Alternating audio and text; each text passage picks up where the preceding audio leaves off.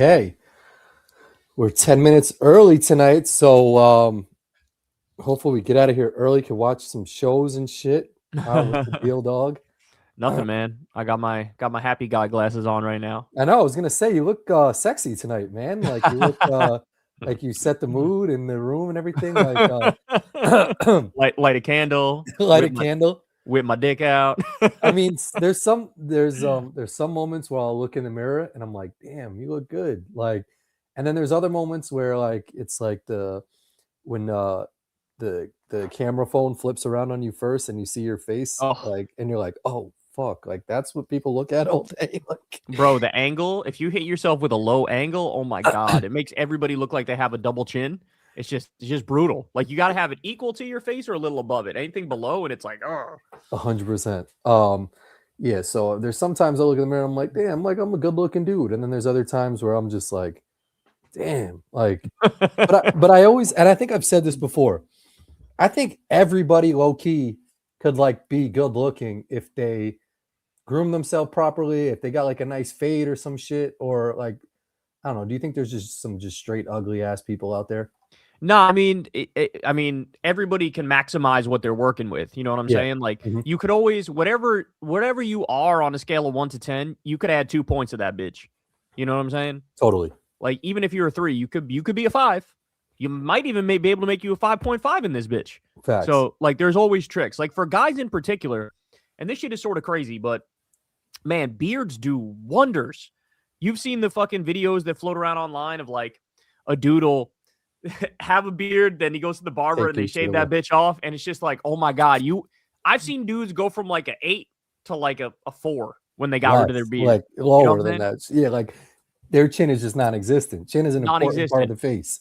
And then there were videos of like when a dad shaves his beard and then sees his kid and his wife, and the wife and the kid are like, oh.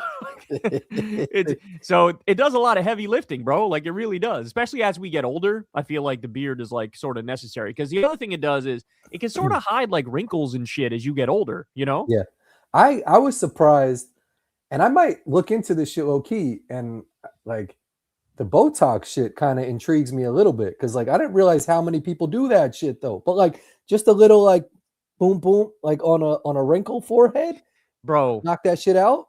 But no? Bro, well, here's the problem with it is like a lot of like younger people have been getting these like Botox and filler and all sorts of shit. Like they say that a lot of Gen Z looks older than millennials, even though millennials are older than Gen Z. And that's because they're getting so much of that plastic surgery shit and Botox and filler that it makes you look older than you are. Like the, what's her name? Is it Kaylee McEnany? Whatever her name is. Whatever the dumb bitch is, who's the White House press spokesperson. Caroline Levitt. She's like, she's like 29. She's like 29 or 30. Yeah, she looks at least 40 something. And that's because she does filler and she does Botox and she does all that shit. So like, I have a rule when it comes to any sort of plastic surgery. I would say like you can do 1 or 2 things maximum, and then you got to dip. That's it. Like you can't, anytime you get above 2 things, and that means you can't do filler or Botox, because that shit, you have to keep going back. You have to keep, they like, you got to go back every month or every 2 months or whatever the fuck. Cosmetic procedures are a slippery slope, and there's no good way back. That's what I'm saying, bro. Like it's better. You can't undo, there's no undo button. Exactly. And don't get me wrong. Like I'm an advocate of some shit. Like I use that Lancer cream shit, which, you know, makes I got to look into that shit, by the way. You said that shit works, right? That shit works OD, and it makes it, and you know, we know somebody who's like 70 years old who looks like she's like 45 or 50 just because she uses that Lancer. So I'm like, I'm a fan of some like anti-aging type shit, but it's got to be within reason. You know what I'm saying? And the other thing is, doing the show, I've become a big advocate of, if you're a guy out there, like, go get some foundation in this bitch. Like, get some foundation to make your skin complexion like look fucking nice and smooth. You know what I'm saying? Yeah. And then the other thing is, again, if you're a dude, one of the things I'll do sometimes is there's like I don't know if it's like an eyebrow pencil or something, but like I'll fix my eyebrows up a little bit, hit them with an eyebrow pencil, and even fill in whatever patchiness in the beard. Take the eyebrow pencil and just dot that bitch. And like the little tricks like that, dog, go a long way. But definitely stay away from the plastic surgery, because that shit can end really, really badly. So this was going around. How old do you think Howie Mandel is? 65, maybe 60, 65. I think he just turned 70. Yeah. Now he looks good for his age. For So sure. here's my argument though. I think a lot of bald men get like looked at as younger for whatever reason. Like there's old bald men that people will say they're younger just because of the baldness. Like I don't like I think if he had I don't know, if he had hair on his head, would No, he I look think older than 70? Yeah, I think he would, because I think he would have like a big ass bald spot and then the horseshoe shit going on. I Yeah. agree with you. I agree with you on the bald shit, and also the goatee. Like I was saying, that shit also makes you look younger. Like it Yes. makes him look younger that he's got facial hair plus the baldness. So yeah, Yeah. he's done pretty well. He's also a massive germaphobe, which that might be a fucking that might be, like a something positive out of that. Like if you're a germaphobe, perhaps you're just, you're like, you actually end up staying a little cleaner through your life and then you end up looking younger. Yeah. See, look, the bald does some wonders for some dudes. I totally agree with that. Like there's the guy Larry David who's got like the U-shaped shit. Mr. Wonderful's got the U-shaped. The U-shaped haircut shit is the one that I'm most confused about. Gotta go, I don't understand how anyone keeps that shit and is like that's they see that and they're like, okay, I could pick up a girl with this hairstyle. Diabolical. Like, there's so nothing beneficial to having that shit, unless you like always wear a hat and someone's like, oh, that dude probably has hair, and then he takes that shit off and you're like, what the fuck? Yeah, you gotta commit to whatever you're doing. You gotta commit to it, right? So like you gotta be either you got a full head of hair, or like you're a hat guy and you wear the hats, right? Or you're bald. But like anybody who's got the fucking unfortunate ass U-shaped shit, it's just like it's the worst of all worlds. You know what I'm saying? Like there's no way to make that look good. And this is consistent. I've had conversations with Crystal. I've had conversations with other women in my life. And they say the same shit. They're like, the one thing that like you got to do something about that. They don't give a fuck if your hair goes gray or white. They don't care. They say there's guys that have white hair that looks perfectly fine. Yada yada. The one shit that they're like, nah, you can't keep it like that. Going bald. Like you got to either shave the shit, or you got to get a toupee or a wig, or get the hair surgery, or some shit. You cannot leave it in the weird middle phase. You know what I'm saying? So this one I'm going to disagree with. So you love a bald dude, but I think there's a point where your beard can get too far too. Sometimes like dudes will try to maintain it and put product in that shit. Sometimes it can get too long. I think there's a point where it's like good, and then it passes that point of no return, and then that shit gets redneck, fucking Trumpy. It gets too long where it's like maintain that shit to a decent point. So I would say to this person, to each their own. You fuck with that long beard, God bless, do you? But me personally, yeah, I'm a fan. Like I like Corin's length. I feel like is good. You got a good length. You also, I've always been sort of jealous of your beard ability. Like I'll give you some of this shit, bro. This shit grows back right away. You got a good ass beard ability though. For me, I'm always like, you can see how it's lighter. Right. Well, here. I was gonna compliment your shit because it looks kind of darker than usual. Like that looks like you've been growing it for a little bit. It has been growing for a little bit, but for me, it's like this area is always lighter. Like you can see it's darker here.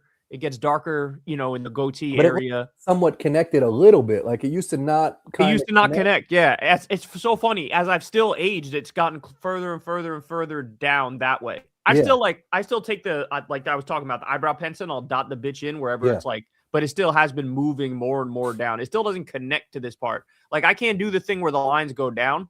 I can't do that. Like you have it. You have the lines go down.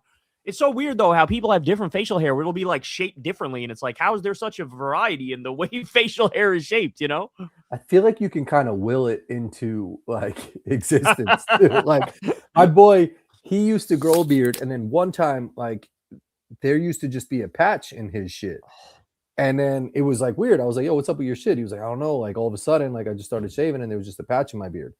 And I feel like I got that shit one time too, like just a random patch in my beard. Really? Yeah, I don't know what it was, and maybe it just comes from something. I don't know. But then, like the next couple of weeks, I was like, "Nah, grow back," and the shit just grew back in. Damn, that's crazy. So like if you will your beard to like maybe when you shave, like cut that shit a little bit so like the pores like open up or something, and then maybe it'll start like connecting down. I don't think I'll ever be able to have as good of a beard as you do. I feel like I've you're just always been hairy, but you've never been like a hairy dude. Nah, never. I don't have any back hair. Yeah. Very, very minimal chest hair. Like leg hair, you've got some leg hair. I have leg hair, yeah. But Yeah. my arm hair has always been like blonde. Yeah. It's so weird. The arm hair is blonde. Isn't that crazy? Yeah, it is weird. Yeah, I don't know. Like I've never been a very hairy guy, but Crystal I've says, always... you know, she likes that I'm not OD hairy. No, I feel like if anybody had a preference, like I don't think anyone would want it's like dogs. Like I don't know who wants a hairy ass dog. Like when I go to someone's house and a big ass hairy dog starts hairy dog I'm like more maintenance, yeah. But then like shit gets caught in it. Like when you ever see a big ass dog drinking water from their bowl and it's just like slobber. It's all wet and slobbery around their mouth and shit like that. Like it's like a wet towel. Like it's this like I don't know how anybody enjoys that, you know? Like I also hate when a dog's licking up on you and shit like that. But people really can sit there and have a dog lick their whole face and have that shit be enjoyable. You've never been a big like animal dude. For me, I'm good. I fuck with dogs. I like dogs, and it doesn't bother me if they like. It can get a little too much, but I have no problem with them like licking my hand or whatever the fuck. I've always been cool with that. Like hands all wet and shit like that. Like I just wash them shits. Oh. I feel like I don't know. I'm the type of dude. I'm an animal person, and I'm the type of dude where whenever I see a cat or a dog, my instinct is to just go right up to it and start petting it. You know what I'm saying? Every time we're in the elevator and there's somebody there with a dog, I always start petting the dog, and I'm like, "What's his name?" Yada yada. You know. Some people get tight when you pet their dogs. Like I hate that has to be a question. Like, can I pet your dog? You know, like your dog is gonna like it. You know, that's what I'm saying. Like whenever you're out in public and someone has a dog, there's always just like it's like a courtesy thing to be like, can I pet your dog? But like if you're out in public with your dog, there should be no courtesy barrier of like, can I pet your dog? It should just be like, I agree. I'm allowed to walk up to you and pet your dog. It's the same thing if you're wearing a Yankees hat, and I get mad at this shit because I'll wear a Yankees hat and I'm like, don't talk to me about the Yankees. But it's like, no, if you're wearing if I'm wearing a Yankees hat or you're wearing some shit that like is a conversation piece, you are opening yourself to conversation. So don't be like people like, don't pet my dog, please don't. Like, no, you're out in public with your dog. That shit should and is supposed to get pet. So let me fucking pet your shit. Well, I've been lucky. I've never had anybody say that shit to me. And like usually what happens is, you know how dogs are. They'll come up to you first, kind of. Yeah, exactly. You know, and then it's like, oh, you little puppy. Yeah. But Crystal, to your point, Crystal has always been, she likes dogs, but the smaller the better to her. Yeah, same. And the less hairy the better. Same. She's always been like that. And I get it just from an owning perspective. Like I understand. You should see how much Phoebe sheds everywhere, dog. Oh my God, it's so crazy. I'd be sneezing all up in your shit. Oh, there's no way. We 3 cats and a dog, you wouldn't be able to breathe in the house. Not a chance. Not a chance. Yeah. I would die. That my sister has one dog that doesn't shed, and then has another dog that she was kind of watching that's like trying to get adopted or some shit like that. So she took it in, and that one sheds a little bit. And just over the weekend when I was there a couple weekends ago, like I was getting sniffly, and she's like, why are you getting sniffly? I'm like, just look at your pillows on your couch and shit. Right. Like, all dog hair on there. Like, I'm just gonna start sneezing. Yeah, it's the dander. It's that pet dander. By the way, remember when we were in Austin and you had that breathing issue and you had to go to the hospital? Yeah. I think I looked it up when we talked about it last time. And it's like, it's some specific, I don't know what kind of tree it was, but some tree that gives off pollen. Shit fucked me up. In Austin that time of year, like, yeah, you were definitely allergic to that shit. Well, I got home and I got pneumonia. Like, I legit couldn't breathe. I had to go to the hospital. Yeah, and I feel like they should, if they gave you allergy medicine, I feel like that shit might have worked to fix it. You know what I'm saying? Probably. I'm pretty sure it was allergies to a specific pollen from a specific tree in Austin.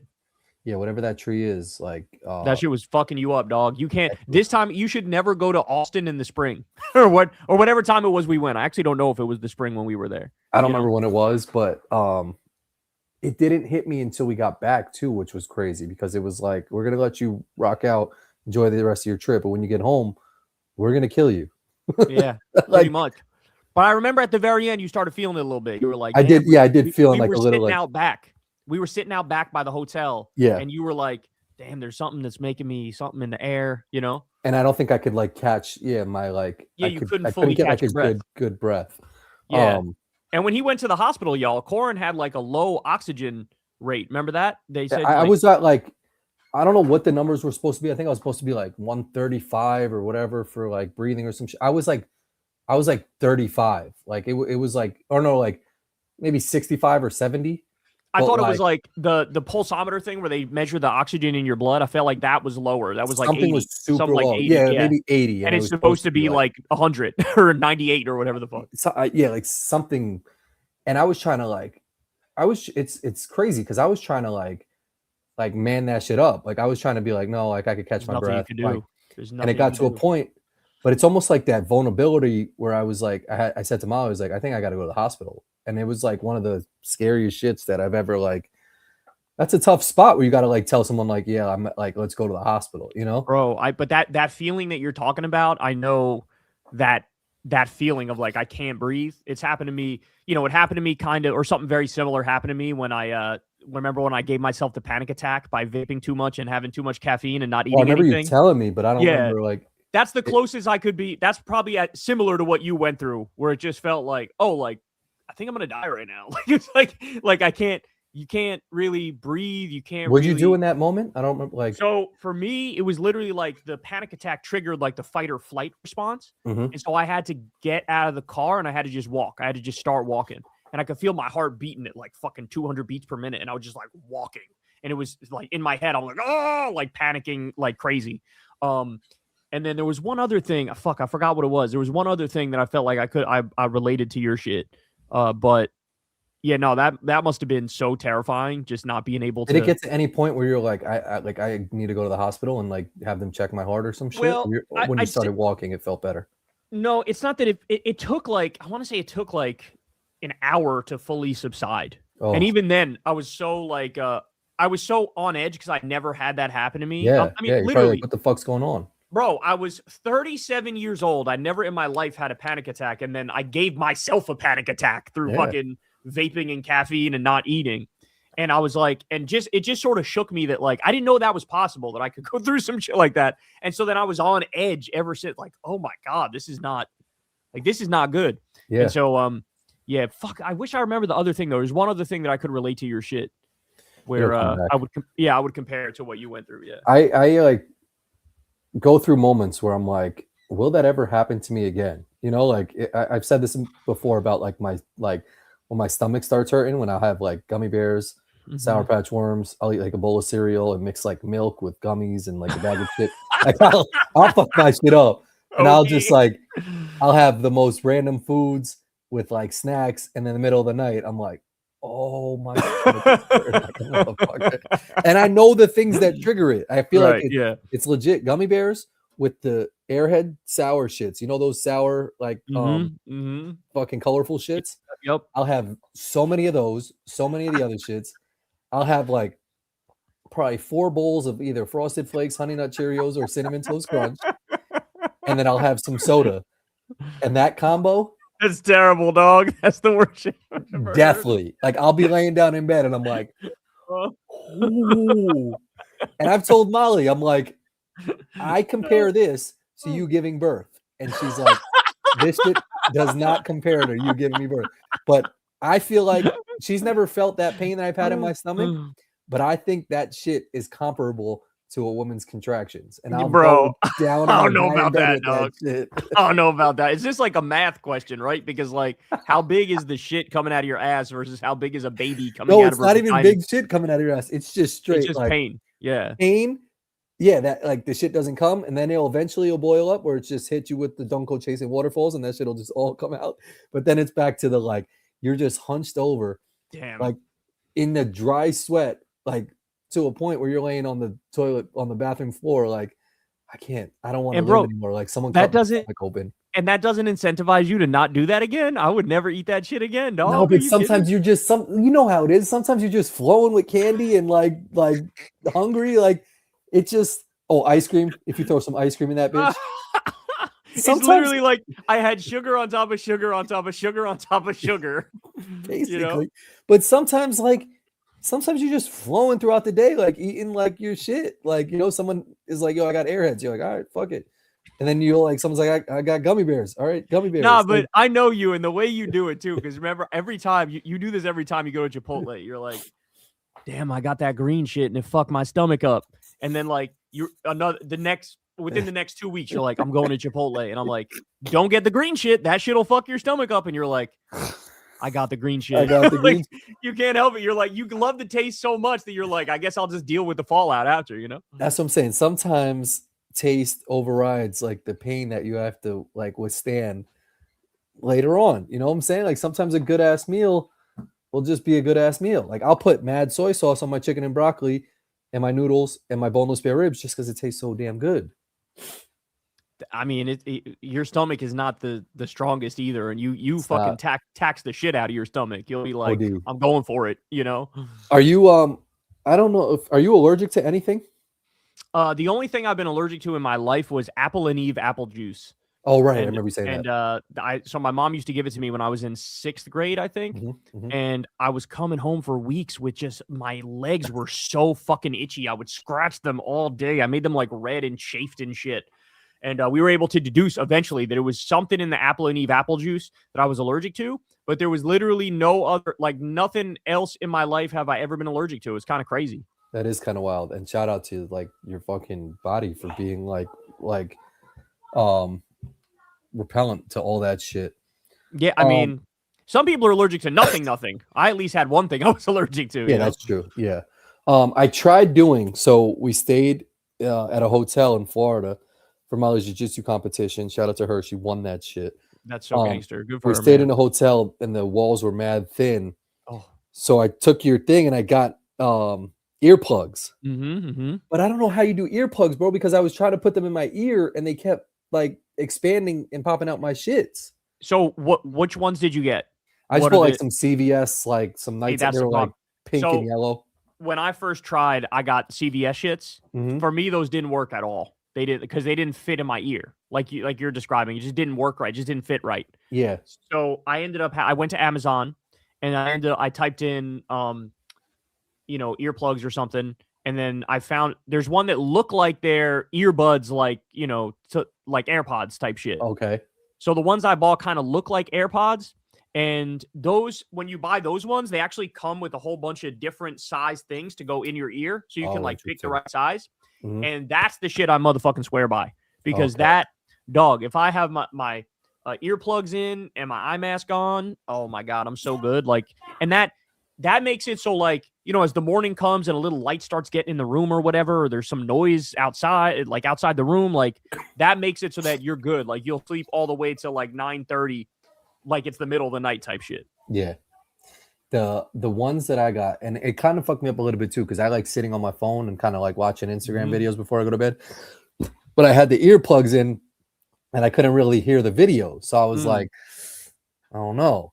But it did block out the noise towards the end. Towards the end of the shit. Like end, right when you're like, all right, I'm gonna go to sleep. Like that's when you actually do it. You got to be free until then. Sometimes what I do is I'll just have these bad boys in right here. And like they fit your ear perfectly. Yeah, they fit them pretty good, but they're a little annoying because like they got to go around the back of the ear, so like they go in like weird. But I got used to them. But sometimes I'll just be watching shit on YouTube with these and then clonk out.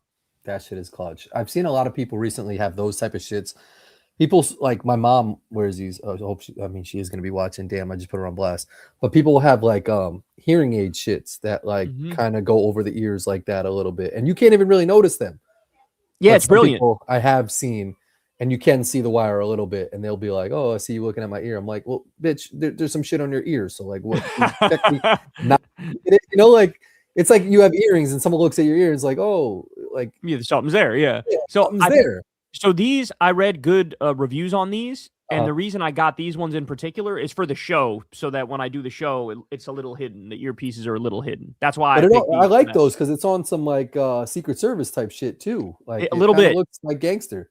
A little bit, yeah. The only thing is it comes down across the front, and so what I'll do usually is I'll take my tie and put it over like this part of it, so it's like sort of hiding it a little bit more. You know what I'm saying?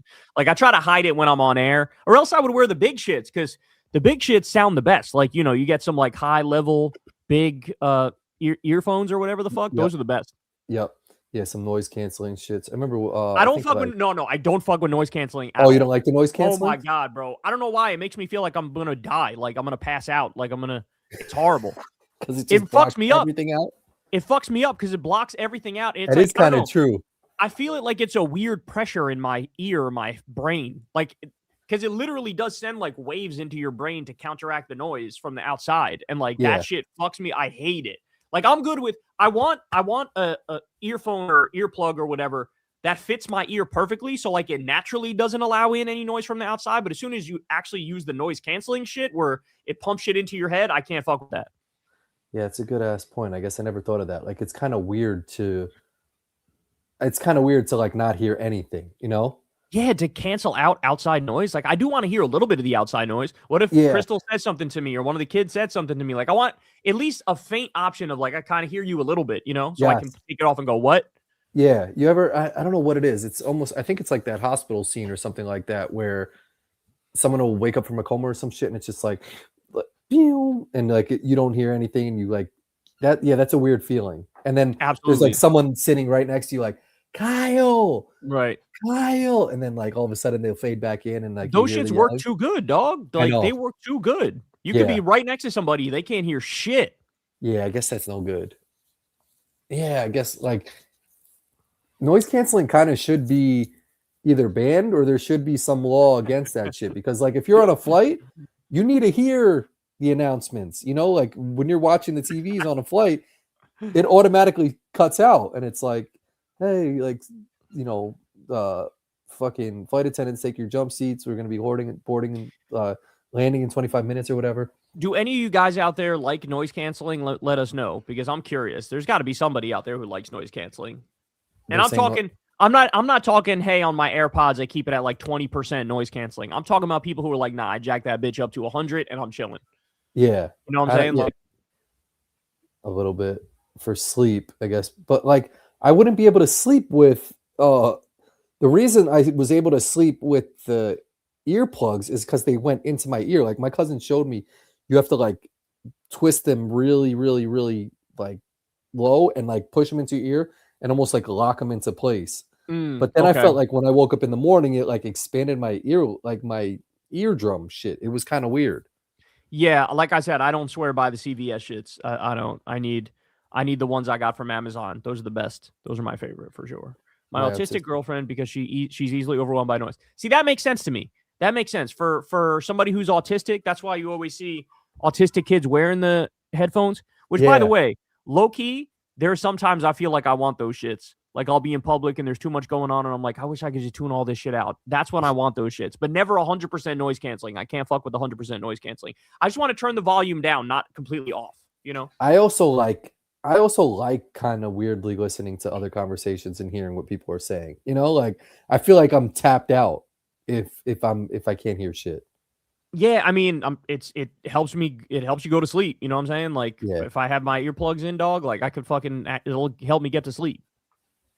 I wear over-ear noise canceling headphones at work. Our UPS facility is louder than a freeway. Yeah, see, there's some people for work scenarios where you got to do what you got to do, you know?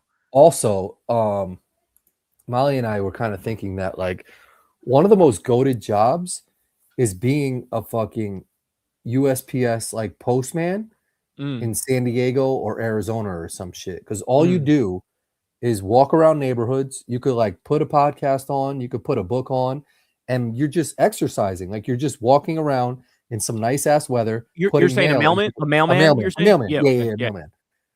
Like just walking around in nice ass areas, just fucking listening to your shit, passing out mail, keep it moving. Nice union job too. Nice union shit. Like, is there a better job than a post fucking man? For me, I would say if I wasn't doing what I do, which I love, of course, I would definitely be a golf teacher, like a teaching teaching pro. That'd be a good shit, like our boy Bobby. Yeah, because like, you know, like he's saying he did like 10 hours straight of lessons the other day or whatever. And that'd be cool. Like I've played golf before and there's been, you know, a dad and his little kid and the dad could tell him a good golfer. And so like, hey, like help out my son or whatever. And it genuinely feels rewarding to like help. Here, hey kid, here's what you should do. Like feel this, keep your head still or whatever. And like they hit a better shot. And then you're like, see? And that feels rewarding. Like I would like that. And you're outside all the time, which I love. So that's probably what I would pick as probably my favorite shit outside of what I do. All right. Well, I have a couple things I want to get to, but since we're on the topic of golf real quick, I wanted to get your opinion on, because I mean, he's your GOAT, he's one of my GOATs. Oh, Tiger. At what point, this is a dead ass question. At what point do we start remembering Tiger for the off the course like shit that's happening, like overriding the shit that he's done on the course? Bro, it's a good question, because the way the world works these days, it does feel like, what have you done for me lately? You know what I'm saying? It's never like, nobody ever looks at the totality of your shit. It's always like, what's the most recent shit? And with Tiger, I mean, it does feel like, you know, as he gets older, there's going to be more of this sort of shit and less of the greatness. He did sign up for the senior men's U.S. Open. Yep, I saw that. For July. And by the way, side note, I have no idea how the fuck he didn't hurt himself. First of all, he's had, 7 back surgeries? He basically has a surgically repaired leg where they nearly had to fucking amputate it from the last car crash. He's basically the bionic man. He walks with a permanent limp now. Yep. And he flipped his car and just got out that bitch and was like standing next to it making a phone call. Like, he didn't hurt himself at all. Like, I genuinely don't understand how he didn't hurt himself. Bro, it didn't even look like his fucking car got no glass was broken, no nothing. Like, I genuinely don't know how the fuck that happened either, bro. I was saying the same shit. So I thought that was weird as fuck. Weird. Yeah. But to answer your question, shit, I kind of think we're already there. Like, we're already at the point where people, because now people are only talking about this. And I remember what it felt like after 2009 when his wife hit the back of his car with a 4-iron or whatever, and he crashed it. And then this scandal came out about how he cheated all the time. And like, for a hot minute, for like a month or two, maybe 3, everybody was like, oh, fuck Tiger. He's a fucking asshole. He's a fraud. He's this, he's that. Then when he came back to golfing, he started winning everything again. Like, he never fucking missed a beat.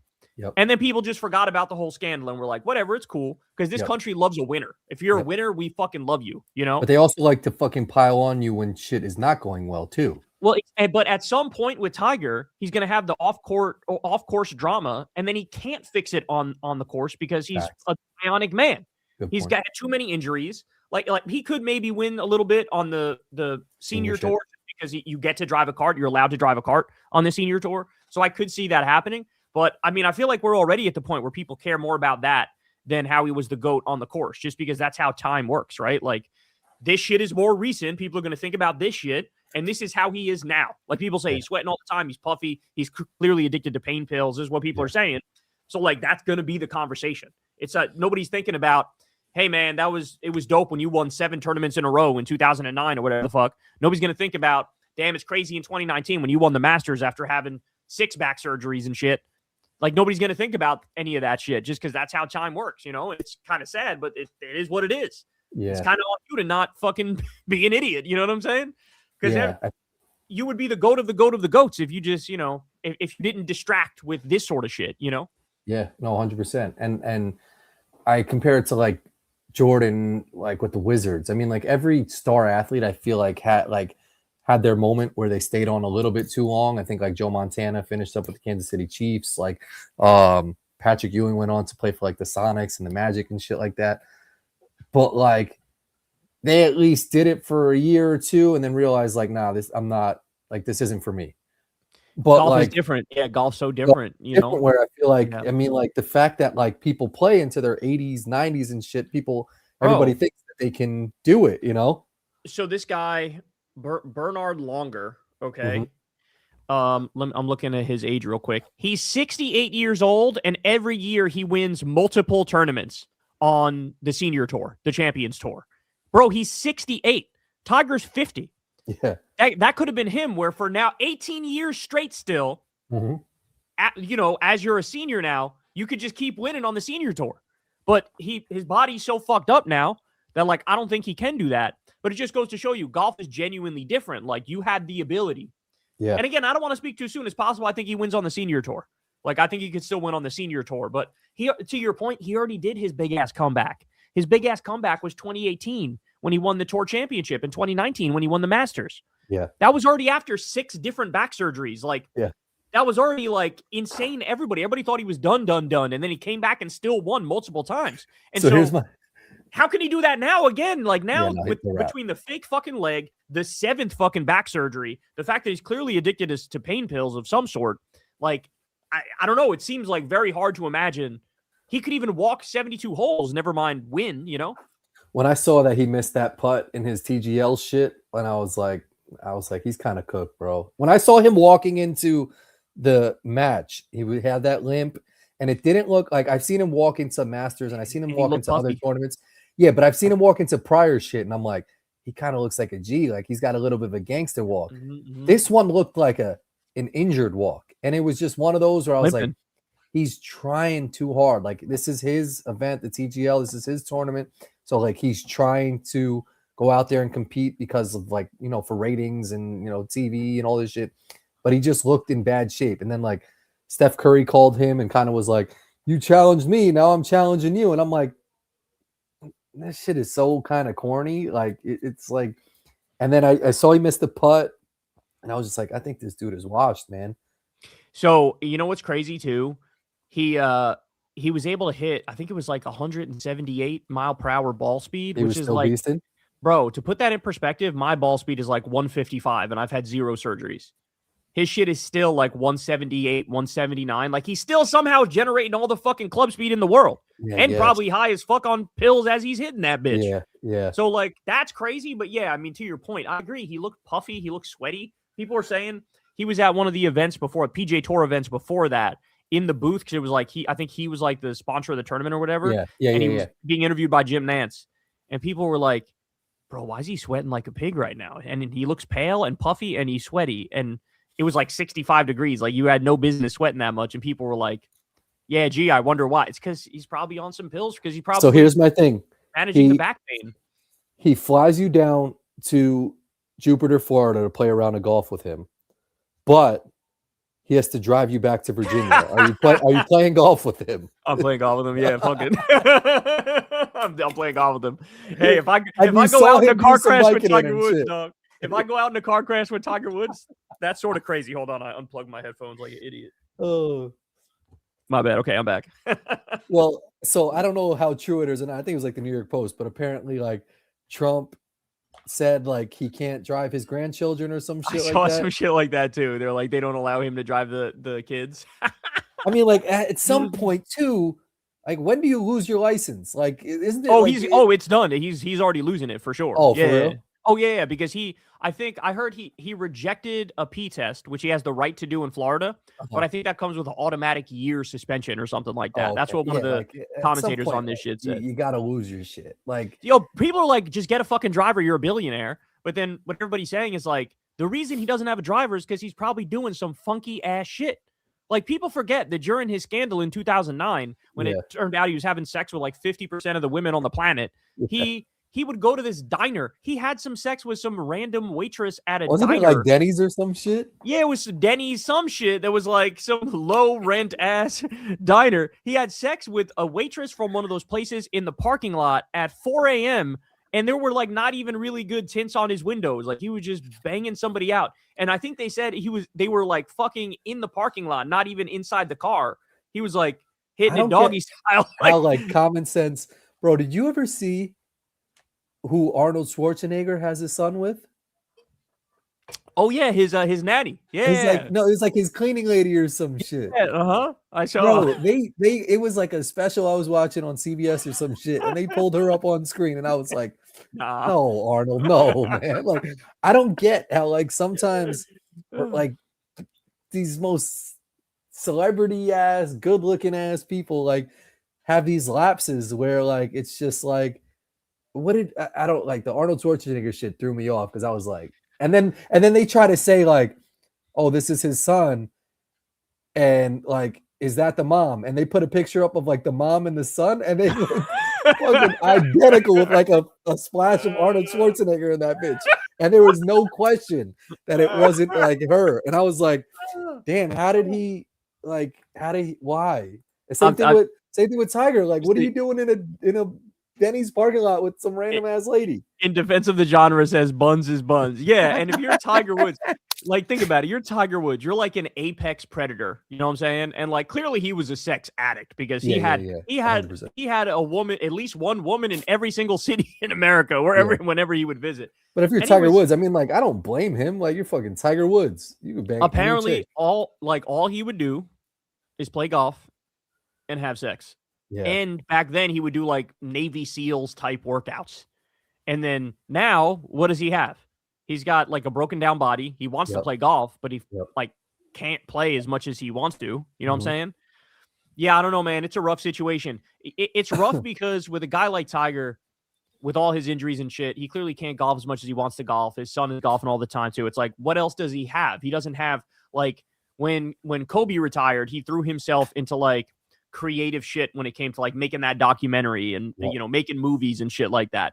When you have that, when you're that sort of an apex predator, like Michael Jordan, he needed some other shit to think about when he left. Like, so he ended up owning the fucking Charlotte basketball team and fucking threw himself into business and shit. Like, if Tiger still doesn't have anything to fill that void, he's just filling it with fucking pain pills and shit, you know? Yeah. It's kind of sad. And it's rough, man. It's rough. I mean, for Tiger, I think he'll be okay. I hope it doesn't get worse to a point where like I mean, like you see his mug shot and you just look at someone and it's kind of like, damn, like what is he going through? You know, like he goes home from this shit and it's like he's on a different level of celebrity and people texting him and calling him like, who do you trust? Who do you know, like who does that guy turn to? And it's almost like you hope nothing bad happens in that situation with Tiger Woods, because it's like I don't know how he turns to someone or what the fuck he does to kind of make it right, you know? He's got a lot of yes men. That's part of the problem. Exactly. You know, is that the people who are in business deals with him and his manager, who he's friends with, like these are all yes men who cover for him. And, you know, somebody made the point the other day that like the only people who could really maybe get him to like clean up would be either his mom or his kids now. His kids are high school age. They're old enough to fucking, you know, maybe even college age, I think, for it sounds about to go to yeah, so I mean, and he's the younger one. Yeah, true. Yeah, I'm blanking on the name of the female one. Anyway, they're kind of old enough to be like, you sort of got to get it together. But it's tough too because he might be addicted, but he's also like he needs the pills for actual pain because he's had so many fucking surgeries. That too. I thought about that too. I was like, his body actually probably really hurts him. You know? Yeah. So like, what do? You just fucking deal with the pain? I don't know. If I was in his shoes, I'd probably be like, fuck you, give me those pills, you know? But I probably wouldn't have crashed 4 times. Whatever the fuck he's done, you know? And why did he back up so far from the car to like make that phone call? Like, why is he doing the fucking meme of walking out of the bush? I know, going into the bush. Also, he was wearing like some, like he was golfing or some shit type clothes, you know? Apparently that blue shirt sold out on his website. I saw that shit. Yeah, I'm curious now. Like, I think he was actually trying to play in the Masters. I don't think he'll do it now. But I mean, why not? If he didn't get hurt, like I feel like he could still play. Yeah, but then think about it. He plays. Let's say he misses the cut. It's over. Now people will just be like, retire. Yeah, you're washed. It's over. And like, I don't know. You don't want to put yourself through that. I wouldn't want to put myself through that in this moment. You know, where every fucking move you make is so hyper scrutinized. Yeah. You know. Yeah, I forgot what I was just about to fucking say. Yeah, it sucks. But that's what I wanted to ask you. I doubt you saw this one, but it just came out. I literally just learned about it. But there was a top prospect on the Detroit Pistons, Jaden Ivey. Yes, Jaden Ivey. Yeah, I saw this. He did some rant on one of the social went media. on a fucking crazy rant. So he got a bad injury with the Pistons, like out for the season. Then he got traded to the Bulls. He was with the Bulls, and then just today he got cut from the Bulls because he was going on like. It's some anti-gay shit. Yeah. Anti-gay, like crazy rants on Instagram, and they cut him.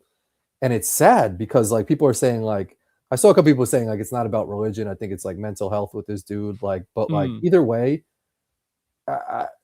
I'm just confused that like why someone would all of a sudden start turning on their Instagram to start ranting about like anti-gay shit. I know it could be. I just assumed he was super religious, but it could be some mental health type shit too. But I mean, I get it. If you're the Bulls, like you can't have somebody in your locker room who you feel like is going to be that divisive and that much of a problem. You know what I'm saying? Like, yeah.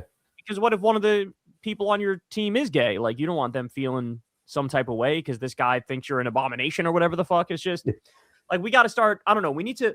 Back in the day, I probably would have defended it from a free speech perspective, just to say, like, let him say whatever and it is what it is. But now, going through this new MAGA era, I feel like I'm much stricter now, where I know that they don't believe in free speech and they never fight for the rights of free speech to anybody on the left. So now I hear that and I'm just like, yeah, fuck you. You don't have a right to this job as on an NBA team. Like, fuck off. You don't fucking deserve that, you know? And also, like, I mean, like, this is like, but who cares? You know, like, why is what you believe and think superior to what someone else thinks? You know, like, it's, and like, so fucking weird that, like, that's the hill somebody wants to die on. Yeah, and in your job, you gotta, like, half the job is sort of getting along with your teammates. And if you're dropping a stink bomb like that in this bitch, then people are gonna be like, nah, like, we're good, you know?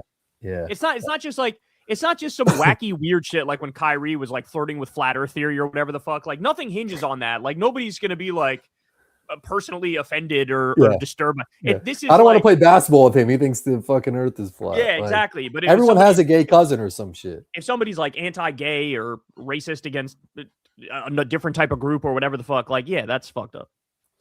Yeah. I saw the Magic play the Kings and Russell Westbrook was there. He walked out on the court. He wasn't dressed to play, but he was dressed like in his shit.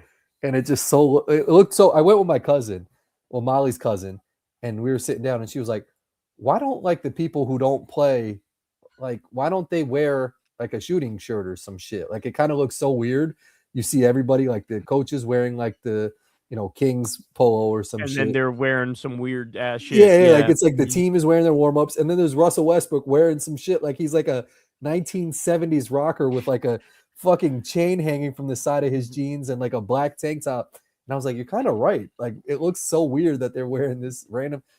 And Russell Westbrook is just like the fucking poster child of wearing some OD shit. And he was wearing some OD shit. And also the NBA players, like, I'll defend them in a lot of respects. And I feel like the NBA has better politics on average than like any of the other sports leagues. But at the same time, the way they fucking dress, dog, like Kyle Kuzma, remember when he was wearing some goofy ass shit like every time it's like, bro, reel it in. It doesn't like, you know, that doesn't look good. Stop pretending like that. Actually, you think that looks good. They wear some, and then, I mean, I don't even want to get into it, but it's like, they wear some crazy shit. Okay, I had a couple things I wanted to ask you. We'll get to this one next week, but I wanted to go through this because it's fucking, it is Girl Scout season. So we'll do this next week. Hell yeah. I have all these boxes of Girl Scout cookies in my living room. Bro, I know we've spoken about them before, but we've never ranked them. Facts, but I fucked up because you offered them and I was like, oh yeah, I'm gonna get those shits, and then I slept on it for like 2 weeks, and then I was like, yo, what's the link? And you were like, sorry, it's over. I was like, no. Yeah, but I have a pretty strict hierarchy, so I'm curious what you think about those shits. I'll just tell everybody right now, my number one, and has been the king forever in my mind, Samoa's in this bitch. Oh, I fucking love them. Samoa's, the purple box. It's purple box. So I went to Universal Studios. Shout out to Universal Studios. Not as good as what it used to be. You ever been to Universal back in the day? Yep, back in the day when I was a kid, I used to go. Yeah, goated. It had like Jaws, had fucking King Kong, Twister. They had the Alfred Hitchcock shit. Nickelodeon Studios. They don't have any Nickelodeon Studios was goated, man. It was the shit. It was the shit back in the day. Used to go and they would slime people. So this time I went to Islands of Adventure, which I don't like any of the roller coasters, so I kind of fucked up in that regard.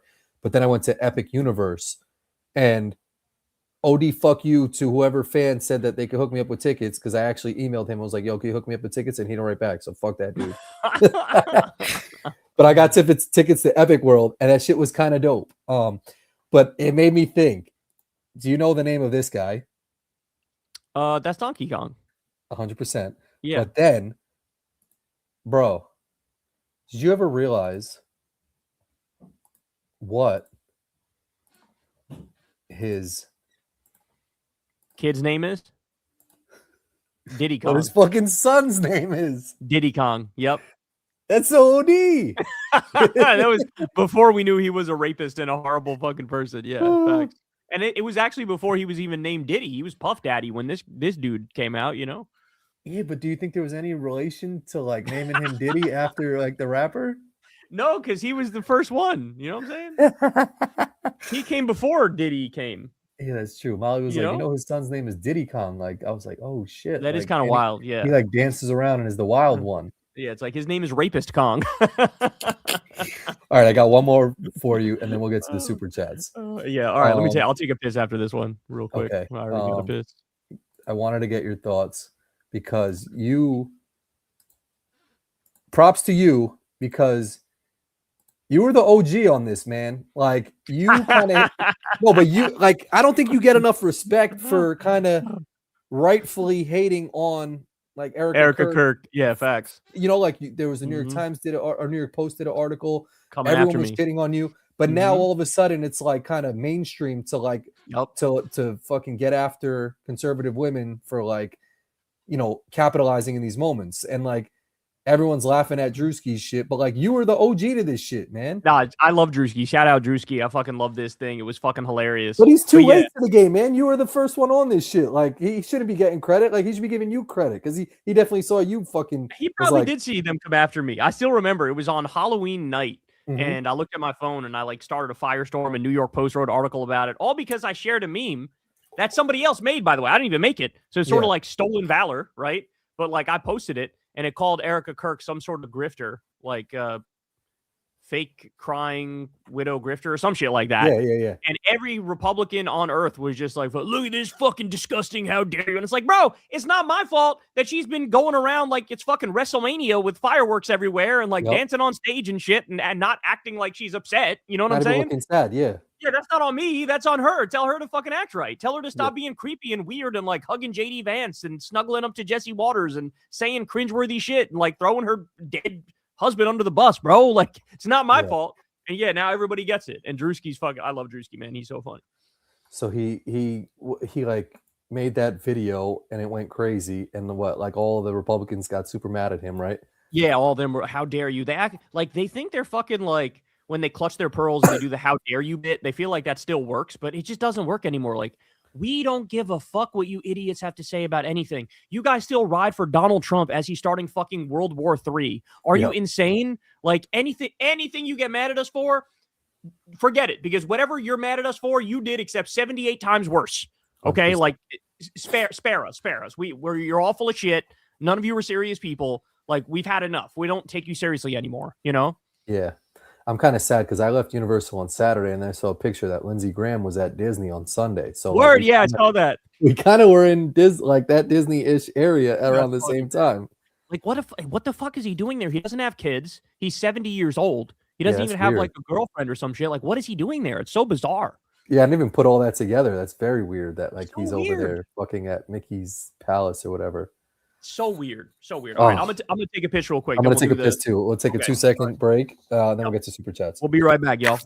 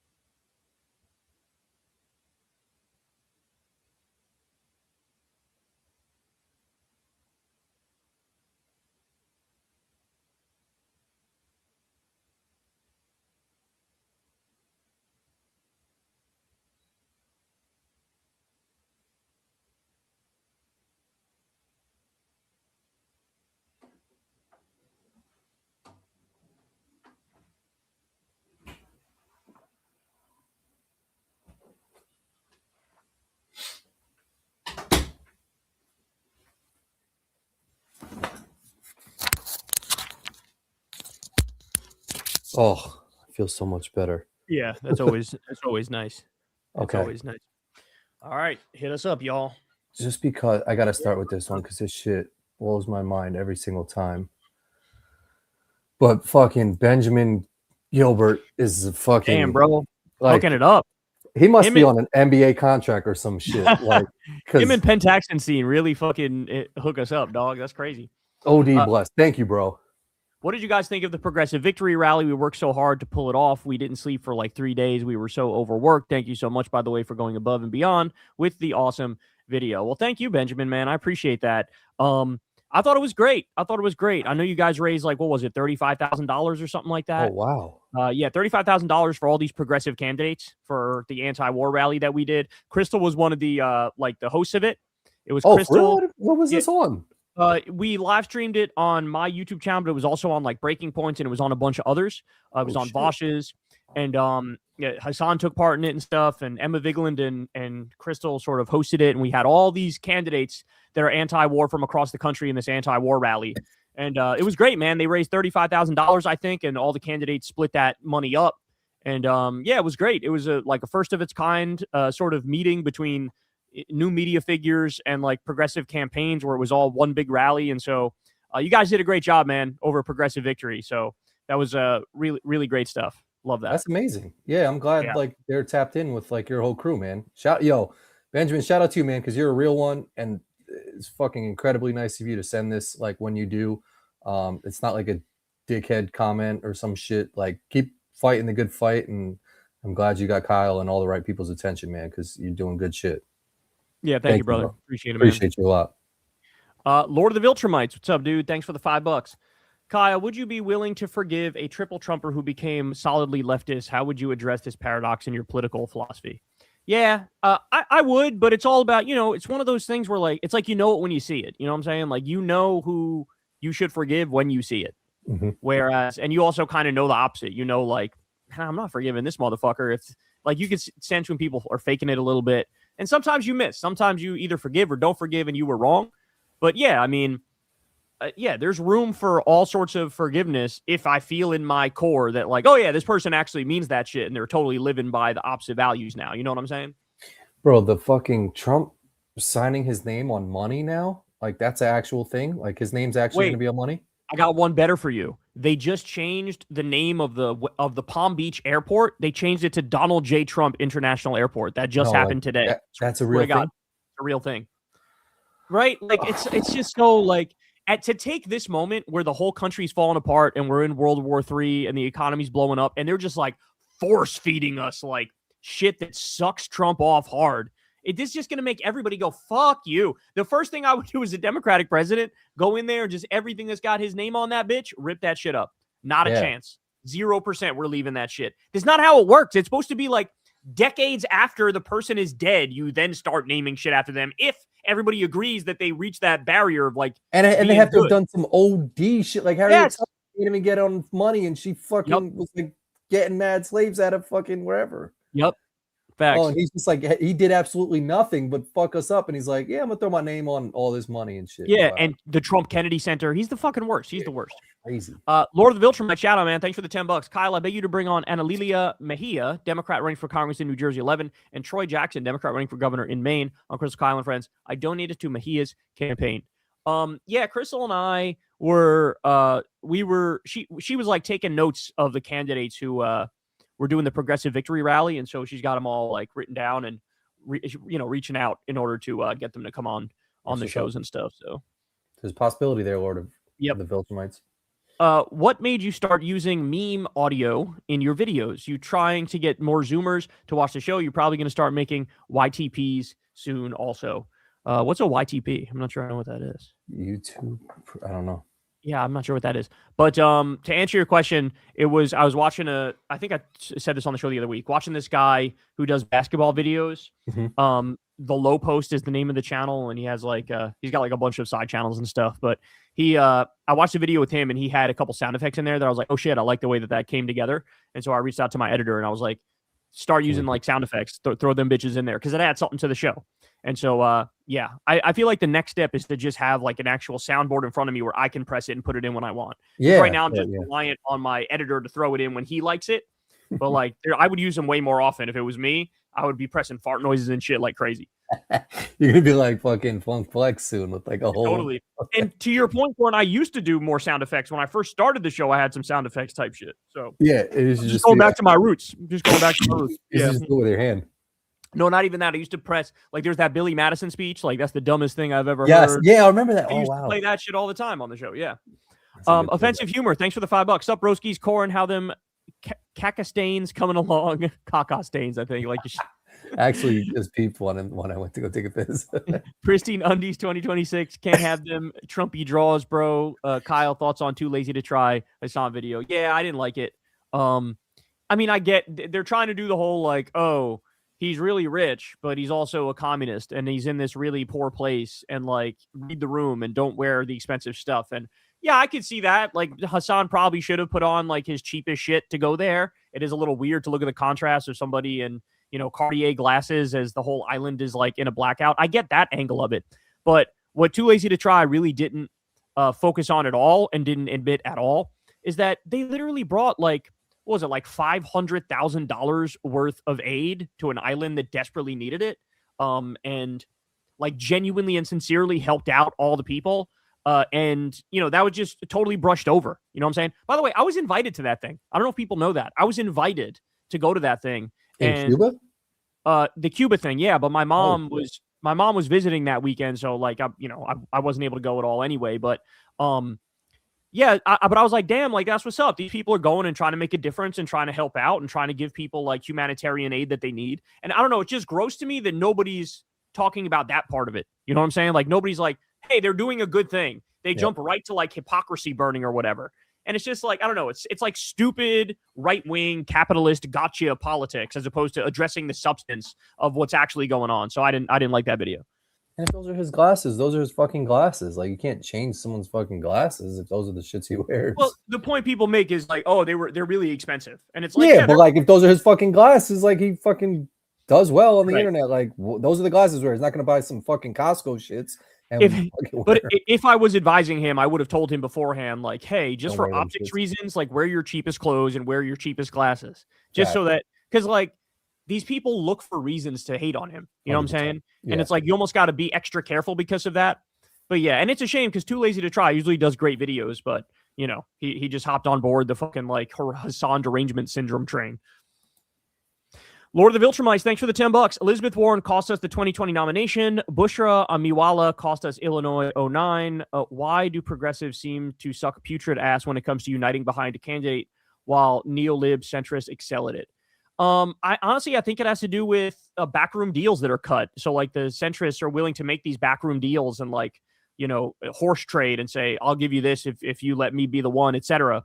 Whereas progressives are usually like principled to a fault, like almost too principled. So it's much easier for them to be like, no, I'm just going to keep, like I'm sure Bushra was like, yeah, I'm just going to keep doing it because I feel like I'm the only actual pro-Palestinian person in this race. And, Kat is a sellout in her eyes or whatever.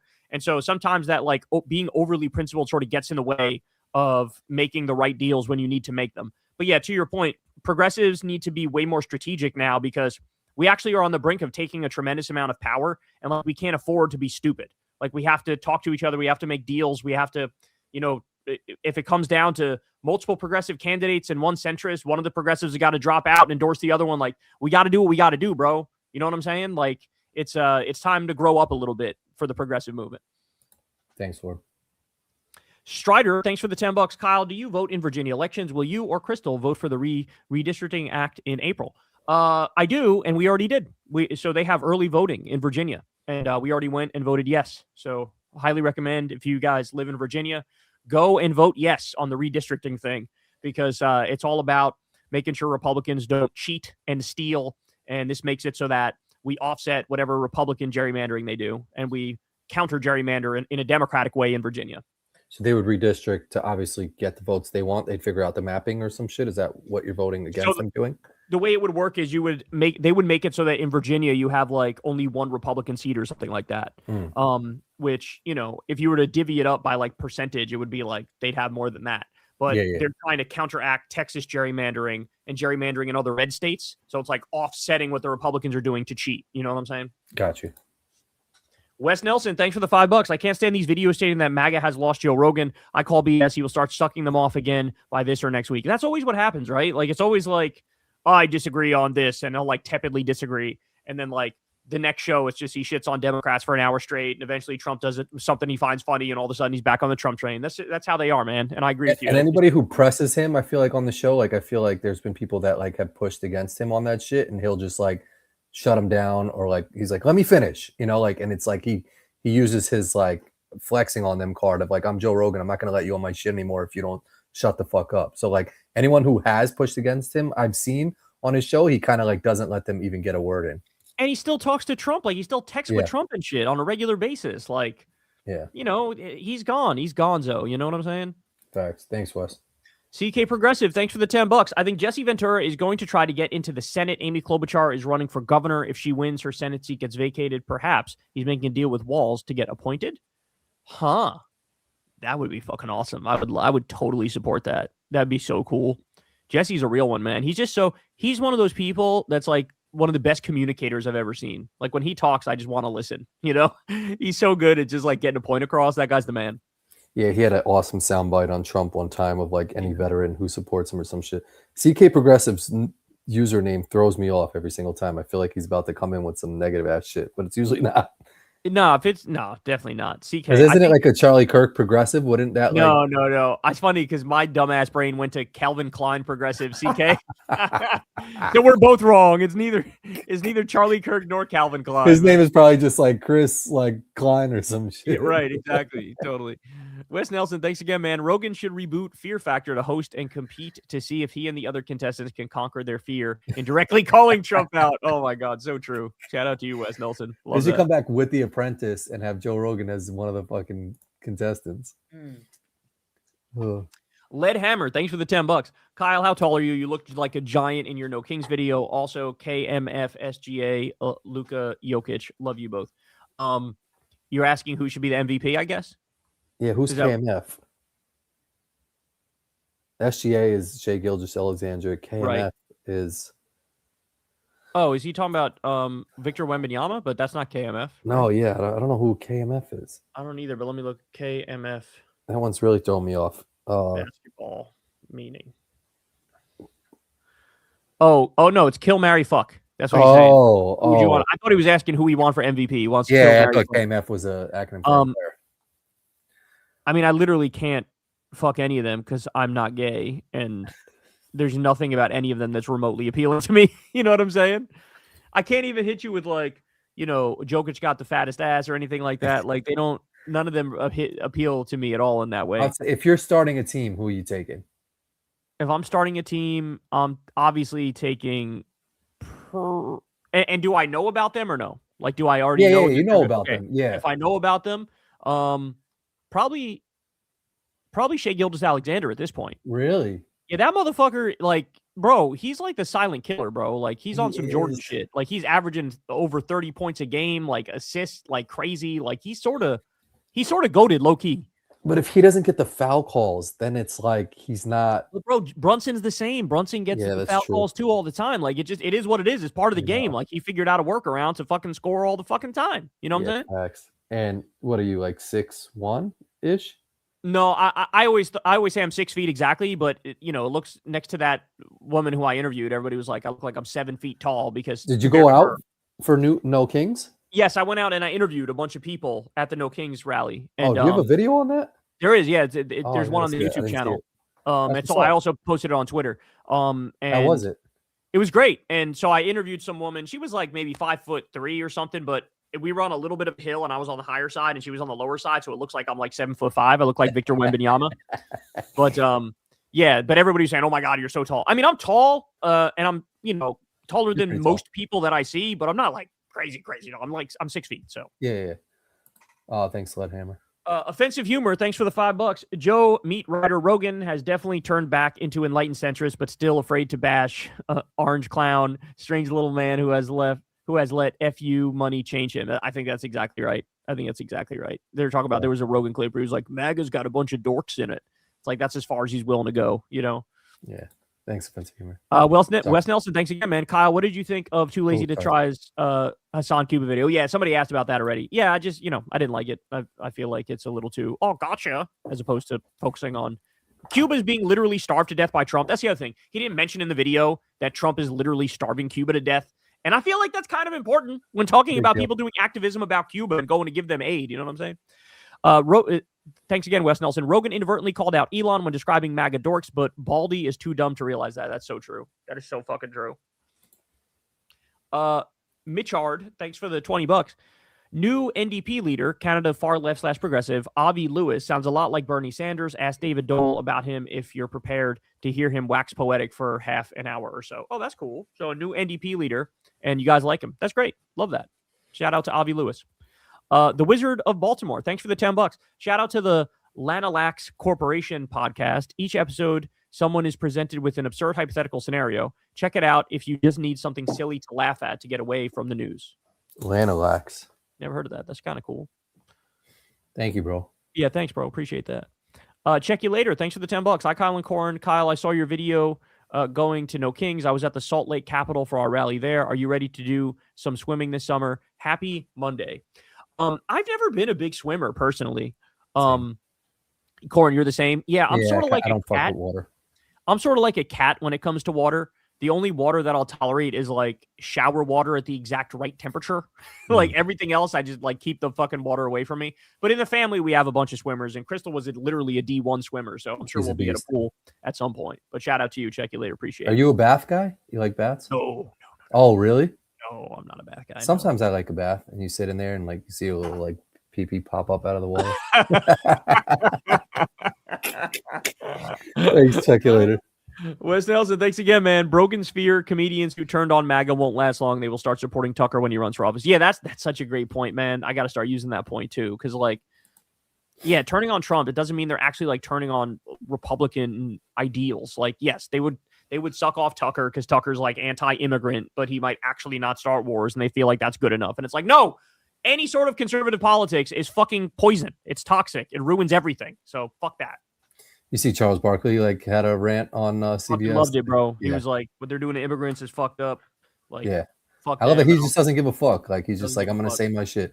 Although, like, did his show with that lady like get canceled already? On like, wasn't he gonna come out with a show with Gail King or something like that? Yeah. I don't know. What was it? Was that a podcast or was that like a TV show? I think it was like a CNN show or something. I don't know. Oh shit! Yeah, that shit was probably canceled immediately. Yeah. Wait. There we go. Handle, thanks for the $5. Larry David has at least one episode about not wanting to be bald, man. LOL.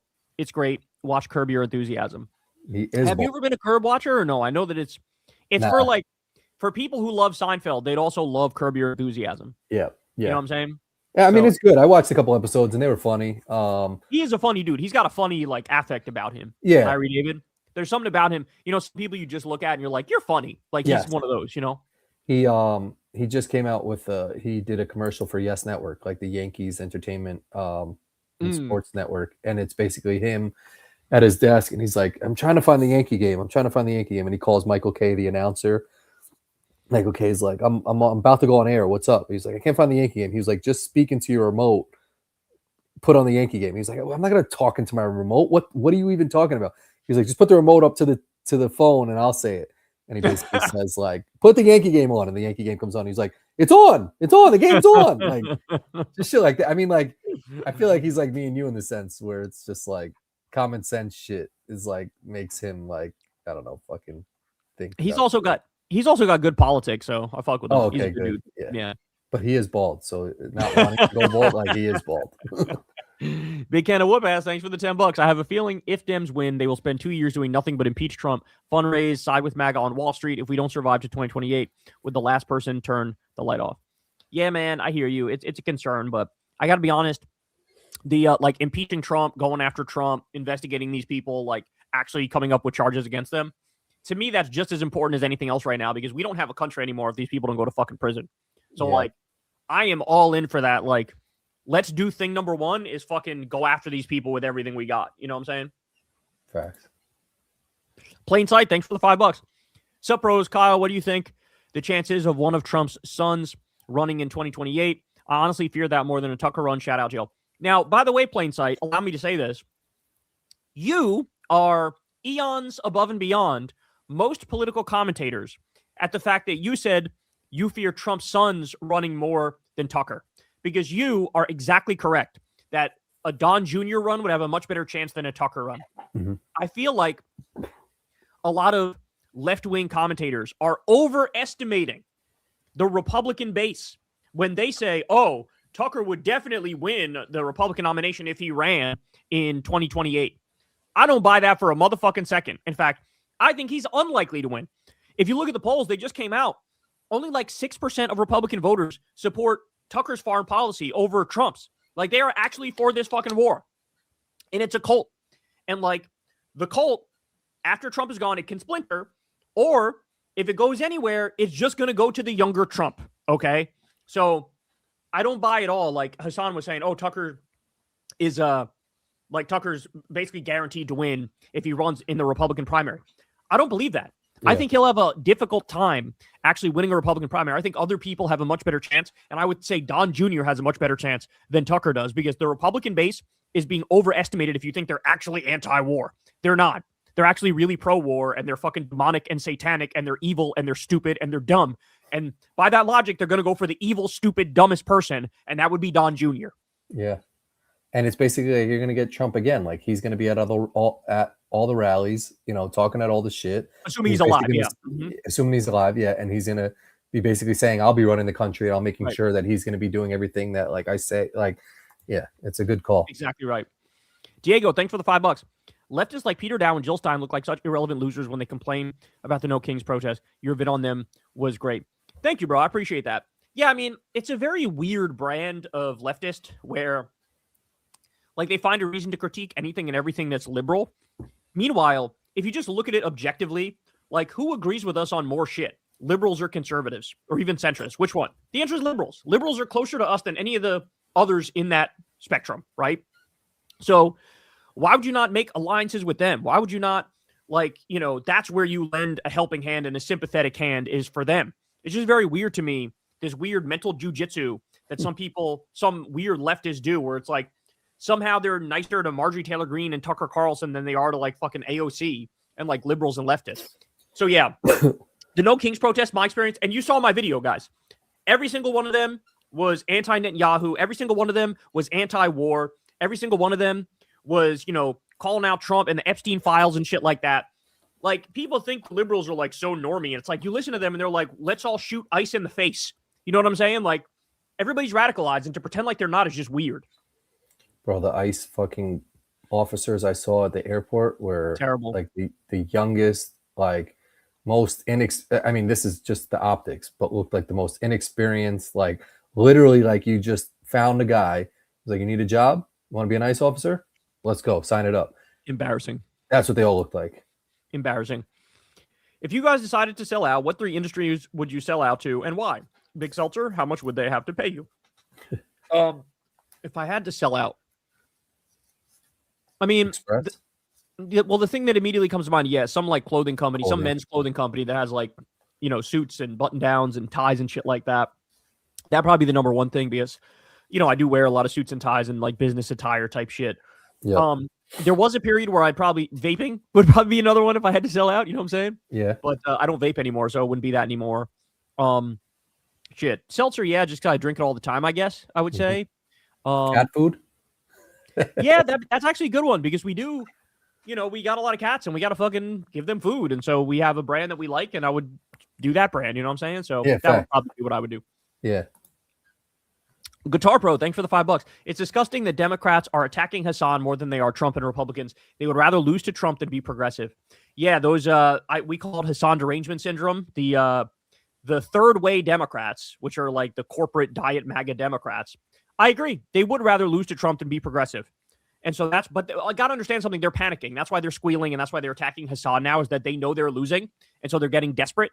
And so they're throwing the kitchen sink at him. Like that's what it is. And Hassan is just a proxy for the left flank of the Democrats. They're going after all of us. That's why they're going after him. So, but you know, the Civil War is going down, and I think they're going to lose it now for the first time ever.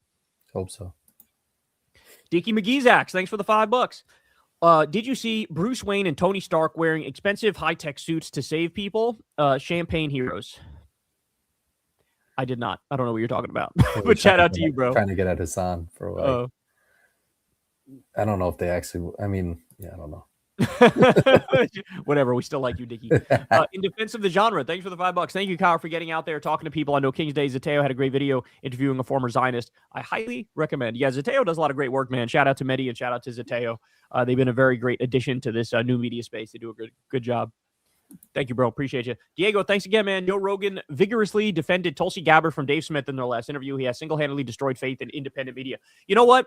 Shout out to you for bringing this up. I got to try to remember to cover this. Not tomorrow, but maybe the show after that, maybe on Wednesday, because I saw in R.M. Brown's video, he played that clip of Dave Smith calling Tulsi Gabbard a fraud, and Rogan tries to defend Tulsi. And that's just Rogan lying. He's just being dishonest because he knows Tulsi. Dave is telling the truth there when he's like, she's a fraud.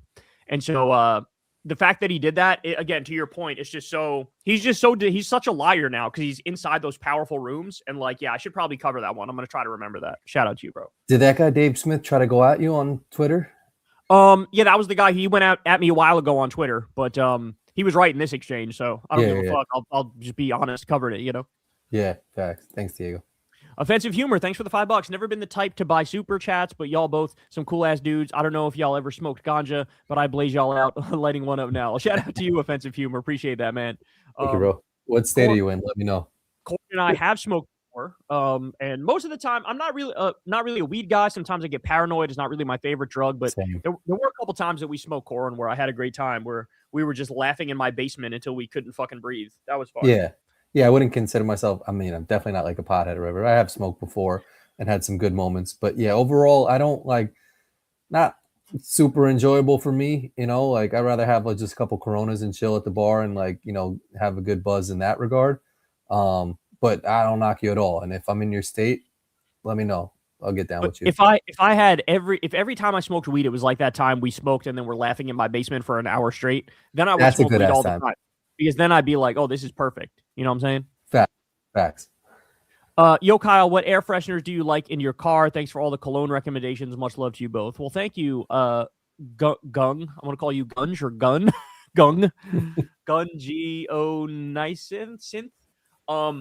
So I actually, you know, as much as I'm into, you used to have the pine shits in your car though back in '88. I have the Black Ice Pine one, like that's the last one I used. But I never got into like, there's a whole world of car fragrances that I never really explored. So like my opinion on that would not be as solid as my opinion on like colognes and shit. You know what I'm saying? But yeah.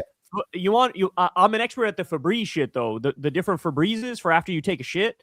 The air. There's one that's called Air. I think it's like in like a kind of a darker blue bottle.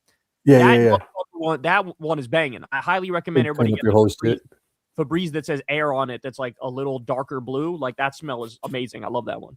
But shout out to vanilla. A vanilla will always work well too. Like a nice vanilla. Vanilla.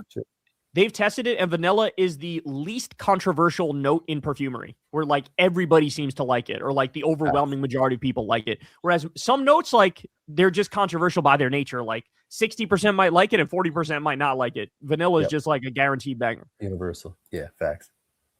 Cut the Camel. Thanks for $10. Ruben Gallego pretends to be anti-ICE, but co-sponsored the Lake and Riley Act. Pretends to be anti-billionaire influence, but did a fundraiser with Mark Andreessen. One of the fakest.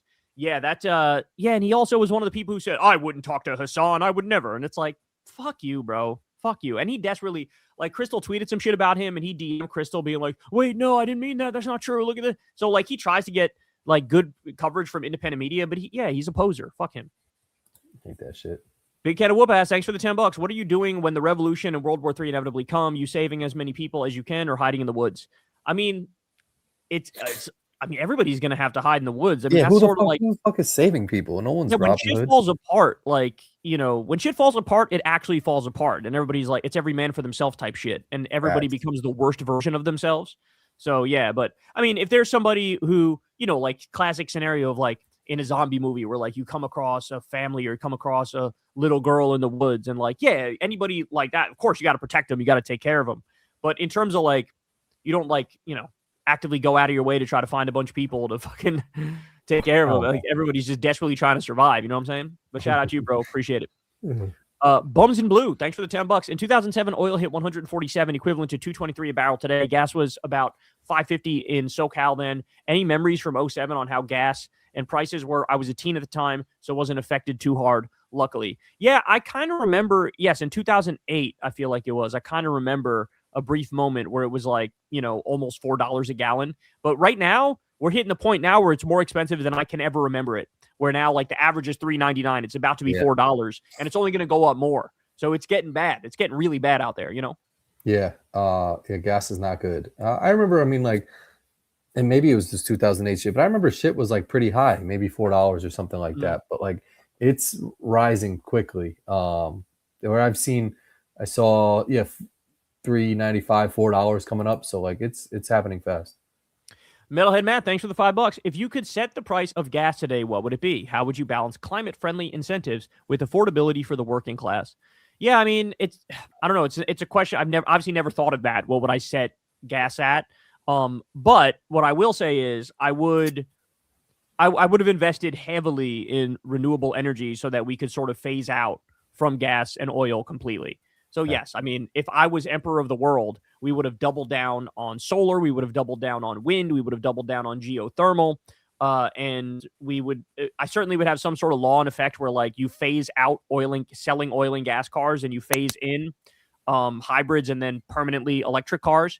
And so, certainly if I was emperor, by the time that 2035 rolled around, everything would be, there'd be no more oil and gas cars. So, but in terms of setting a rate, I don't know. It's too difficult to answer a question like that. But shout out to you, bro. Appreciate it. And we need some flying cards too, if you're emperor. Jorgen, thanks for the $5, man. I think they actually have flying cars in China or like something similar to it, like sort of like helicopter cars type shit. Oh shit. iShowSpeed did some video with them. Jorgen, thanks for the $5. I don't have a crystal ball has been ruined for me as an expression. I hope you're happy. Shout out for mentioning the Trump nuking Botswana bit today. Yeah, what I say is I don't have a crystal ball, but I do have one crystal ball. You know what I'm saying? Like, I kind of do have a crystal ball, just not the one that people would think, Facts. She knows just as much as someone who had a crystal ball. True. Yeah. That is Thanks, Jorgen. George Wade, shout out to George. Thanks for the $5, man. Corin has a solid beard game. Kyle looks like a refugee from Tombstone, IJS, LOL. Corin was in. Oh, I see. Because it's like a Western type. It almost does look like a Western type. Yeah. I don't know how I would get rid of the Westernness of it, though. You know what I'm saying? Like, this is just how it grows in. Would I have to get rid of this part, maybe, to make it less Western? So just have the bottom and this? Is that less Western, you think? No, that would be more Western. That'd be more Western? I think so. So I'm just doomed to have a Tombstone fucking goatee the rest of my life? Facts. That's sort of OD. Like, I'm not even trying and looking like it's fucking 1835 in this bitch. Like John Wayne or some shit. Corin was in love with Bella. Used to sleep on the couch with her. Yeah. I kind of remember you being like that dog, Yeah, I did like Bella. She wasn't like crazy hairy though. It was like, I feel like she was like hypoallergenic. And then they got fucking little what are the things that get in your couch that like little ticks or some shit. Oh, really? Yeah, they got our couch infected with the fucking shit. Yeah. Oh, that's crazy. Was it ticks? No, not lice? ticks. Was it lice? Not lice. I don't know what. Maybe it was ticks. I don't know. Dust mites or something like that? Yeah, some shit like that, like some bed buggy type of shit. And I saw him like on my couch. I was like, what the fuck? And we threw the whole fucking couch away. That's crazy. Jacob McCarthy, thanks for the $5. Bombing for peace is like getting drunk for sobriety. Yes, or like fucking for virginity. That's exactly right. And it's funny that Trump sort of says that every day now. And somebody in Magosphere says like, we're bombing for peace. It's like, oh my God, shut the fuck up. Yeah, it's such a fucking oxymoron. Tyga thanks for the $10. Donating for more Luke Thomas content. Corin, what's your favorite jiu-jitsu move? Kyle, do you have any thoughts on Eric Swalwell, California representative running for government? I do. I'm not a fan of Swalwell. Vote for Tom Steyer. He's the guy. He's better than Swalwell. My favorite jiu-jitsu move is probably just like an armbar or some shit. I'm enjoying watching jiu-jitsu. Going to all these tournaments now, watching Molly. It's fun, but it's also like scary. I saw a dude broken foot. I saw two girls basically like they were both like twisting each other's knees. One girl said she heard it pop and walked off. And it's like, at this point in my life, I don't want any body part of mine to be popping off or on something like that. But everyone's always limping off the mats or like injured. So it's a tough sport to watch in that regard, where it's like someone's maybe gonna get injured doing that shit. Damn, that's terrible. Handle, thanks for the $5. I shaved my beard yesterday. I will have a beard in a week. Everyone is different. Hair doth not maketh man, but it does help. Yeah, man, it is the equivalent.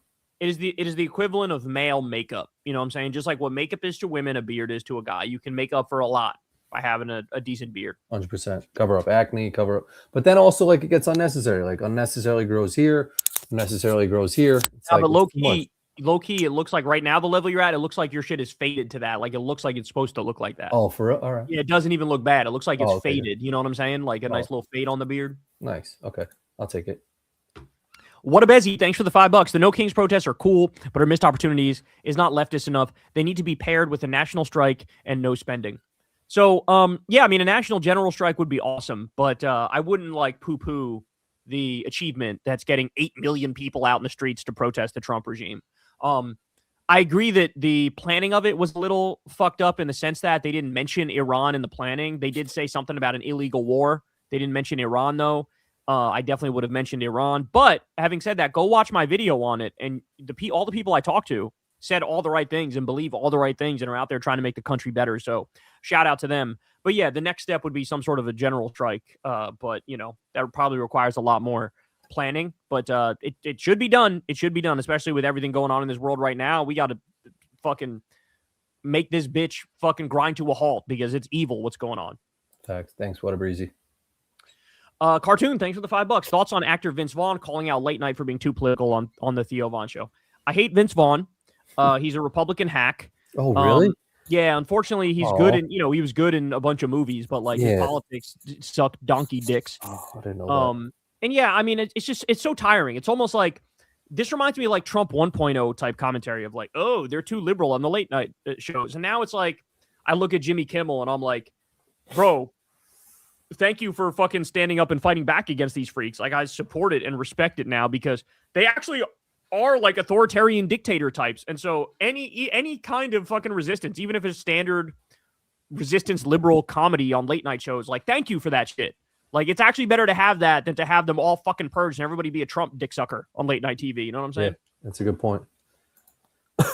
Big can of whoop ass. Thanks for the $5. What do you think of Representative Eric Sorensen from Illinois 17? He is not a progressive. He's from the Northwest Illinois area. He's my representative. Seems centrist to me. I know absolutely nothing about Eric Sorensen, so I would have to do some research before answering that question. But it sounds like you got a pretty good handle on his general vibe. So I don't know. If somebody running against him in a primary, it'd be probably good to support the opponent. But shout out to you anyway, bro. Thanks for the $5. Thanks, Bitcoin. I think I was from that area too. We lived in Palatine and then Round Lake Beach, so I think that's the Northwest Illinois area. But hopefully he's good. Metalhead Matt, thanks again for the $5. Hey Kyle, are you getting to the point where you're ready to copy Dave Rubin and vow to delete your channels? I'd just be forever if Trump makes it to 2029. No, I'm not ready to do that because while I don't think Trump is going to make it all the way there, like I wouldn't bet my channel on it. Not a chance. Yeah, not a chance. Lefty Memes, thanks for the $5. French Canadian here, visited Montreal, loved it. It just needs its own Zoran instead of the neo-lib mayor they elected, Soraya Martinez Ferrada. Interesting. So you're French Canadian and you visited Montreal? Well, where do you live if it's not Montreal? Because in my mind, Montreal is French Canada. I don't know how big French Canada is. I'm guessing it's way bigger than just Montreal. Yeah, probably. But, I don't know. Yeah. We've been to Montreal. And we like it too. Yeah, we like Montreal quite a bit. Good. Shout out to you, bro. Appreciate you. Ignister Zone, thanks for the $10. You were offered to go on the podcast that are turning on MAGA. In which order would you go talk to these guys? Theo Von, Tim Dillon, Andrew Schultz. It's a good question. I'd probably go the exact order you listed. Theo Von, number 1, Tim Dillon, number 2, Andrew Schultz, number 3. That's what I would do. Yeah, that'd be dope if they invited you on. But I made fun of all of them pretty ruthlessly. Probably Theo the least, though, so that's probably why I'd go to his first. Yeah, but I feel like Tim Dillon, like, I don't know. Do you feel like he gets butthurt about shit? I think all of them watch. Not just me, but like everybody who sort of makes fun of them. I think they watch all of the, like Too Lazy to Try, American Redact, Podcast Cringe. I think they watch all of those. So yeah, I think they are low-key a little butthurt about it, but you know, it is what it is. Tell them to stop being so fucking dumb, you know? Facts. JD Marr, thanks for the $5. Sasha Riley Barrows went on a 4-hour live with a few leftists yesterday. It was wild as fuck. Waiting for your segment on it. YouTube link posted below. Do you see the link there, Corin? Or no? No, it's probably in the general shit. Damn. Oh, well, I could probably find it just on Twitter, right? Or on YouTube. Sasha. Is that a good live? Sasha Riley Barrows? That guy made a whole bunch of like Epstein claims against Trump. Oh. Yo, I found it. I think I found it. I found something of it. Yeah, here we go. Here we go. On it? Potentially. I got to listen to it and go through it and see what's up. But yeah, that guy is he basically claimed like Trump and Epstein are rapists, and they have like, they like captured all these little kids and fucking made snuff films killing people and having all sorts of terrible stuff. Like they're like the Katie Johnson allegations, except even more extreme. So yeah, there's a lot there. But shout out to you, bro. Metalhead Matt, thanks for the $5. How did Trump build a diverse coalition in the first place? Was Kamala that weak? High immigration, his plan to lower inflation, drilling made sense. Well, I think Trump was able to build that coalition by lying, by saying like anti-war shit and saying I'm going to get the price of groceries down, and like, he's good. He's the best. I would say he's the best con man of all time, right? Like he's a good scam artist. You know what I'm saying? Like he knows how to say shit that people want to hear. And what people do, a good con artist will make it so you read into him whatever you want him to say. He might say both things. He might say some hawkish shit and he might say some dovish shit, but you'll just read into whichever one you like and say, that's the one I want to hear. Yep. And so that's what he did. And so that's how he was able to get that coalition. But yeah, fuck around and find out is what happened. People learn the hard way. That was not the right choice. Yep. T-Lane, thanks again, man. Breaking news, Kyle Kulinski wrong again in election predictions. Incumbent mayor of Arcis sur Aube, France, Charles Hitler defends his position, defeating challenger Antoine Renault Zelensky. Damn, is that true? So I bet against Hitler and was wrong. That's not good. Come on now, world. You got to get it together. And as a matter of principle, you can't vote for a guy named Hitler. That's sort of crazy. Thanks, T-Lane.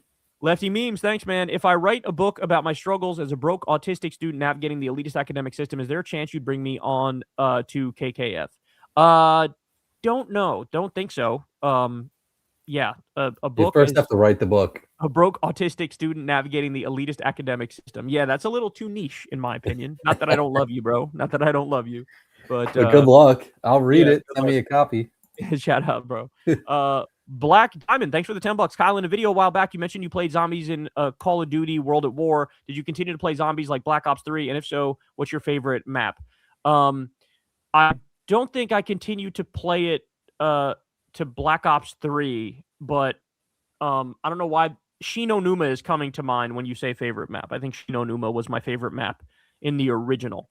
Man, had some great nights up till like 3 a.m., 4 a.m. playing with Will. Call of Duty. Oh my God, playing it was just the Nazi zombies one in particular. We there was a while there where we were like fucking killing it. We were like fighting off those zombie hordes and lasting longer than anybody, getting to like super high levels. But yeah, those were some good times. Shout out to you, bro. Did you ever play Zelda? Were you a Zelda player? I was not. I was never the type to like like long storytelling type games. I'm more of a simpleton dumbass that's like, give me some shit that's like level 1, 2, 3, 4, 5. Don't give me some shit where it's like you got to go through a whole story and shit like that. So I was never a hardcore gamer in that respect, I guess you could say. Facts. Yeah, I just saw they were coming out with a new Zelda, I think, or like working on Zelda behind the scenes. And that might be big, right? Yeah, it was supposed to be huge. That might be big. AC Poll, thanks for the $10. Saw the Vanguard talking about the Anna attack on AOC, calling her the new Jimmy Dore. The fact she glazes Tucker MTG so hard and excuses everything else, no matter what, as smears is really sad / pathetic. Yeah, I saw Anna go after AOC, and that was the same thing I thought too, which is like, man, how many times has MTG been on TYT? To be fair, it's more jank interviewing MTG, I feel like, than Anna. But yeah, there's like, you're being way nicer to MTG or Tucker and way harsher on AOC. It's kind of embarrassing. That's kind of embarrassing. That's like, just like objectively speaking, if you're on the left, one of those people is just way more with us and the other is way more against us. And if like you're nicer to the one who shits on our agenda more and disagrees with us more, at best, you're confused about the whole situation. You know what I'm saying? Yeah, Jimmy Dore, fucking bozo. Yeah, he basically disappeared. Alaska, thanks for the $10. Hey guys, thanks for the Monday broadcast. It's a nice change in pace with the insanity that's going on. Kyle, with the Great Depression looming, do you recommend cashing out a bank account? The thing is, when you have like a Great Depression type shit, there is no salvation from it. You know what I'm saying? Like, there's no escaping what's coming. If you keep it in cash, the cash could be devalued. If you put it in stocks, the stocks can go belly up. In theory, the best thing to do when it comes to a situation like this is gold and precious metals is like supposed to be a hedge against inflation. So that's a good thing. But then in this moment's kind of different in the sense that, you know, you might want to have foreign currency, as in like, you know, whatever the Chinese currency is, the yuan. You might want to have that because I feel like they're going to be the next empire. But there is no safety. Like that's what Trump is doing. He's destroying the system so thoroughly. There's nowhere to be safe, you know? Yep. So we're all going for the ride. Buckle up, baby. Buckle up. Thanks. Skylar, thanks for the $5. All this podcast has taught me is Kyle and Corin won the metabolism lottery. How are you both not 300 pounds with diabetes? Well, Skylar, I object to the fact that you're putting me in that category right now because I've been eating good as a motherfucker for like a year now, dog. Like that, like at least 6 months. I've been pretty damn good where like I really reduced carb intake, sugar intake. Like I've been chilling. But yeah, Corin's the one whose metabolism is winning, bro. I'm gonna get there soon. I'm gonna get back on my shit. But lately, yeah, I've been going ham.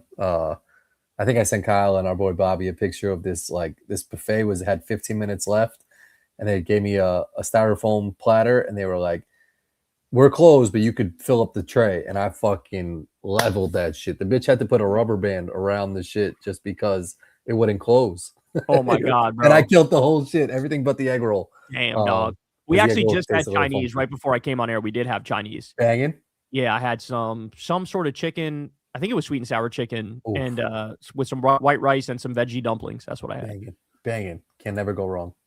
George Wade, shout out again, man. Thanks for the $20. Corin, you are wrong. Oh, great and powerful Oz. You should never walk up to a random dog and pet him or her until the owner says, okay. Petting is a reward for good behavior, not some passerby to blow up training. But if the dog comes up to you on some like happy ass shit, I feel like it's cold and cruel to not just be like, hey, buddy, and just put your hand out. Sometimes what I'll do is I put my hand out first to let them sniff it so they know, like, all right, this is my boy now. I know that. And then I'll pet him on the head. You know what I'm saying? It's the same. And I didn't want to compare a dog to like a child or some shit, but if someone's child runs up to you and puts their hand out to like slap hands, you got to do that shit. Like, you can't have a kid's experience be like, I'm slapping your hand and you don't do it.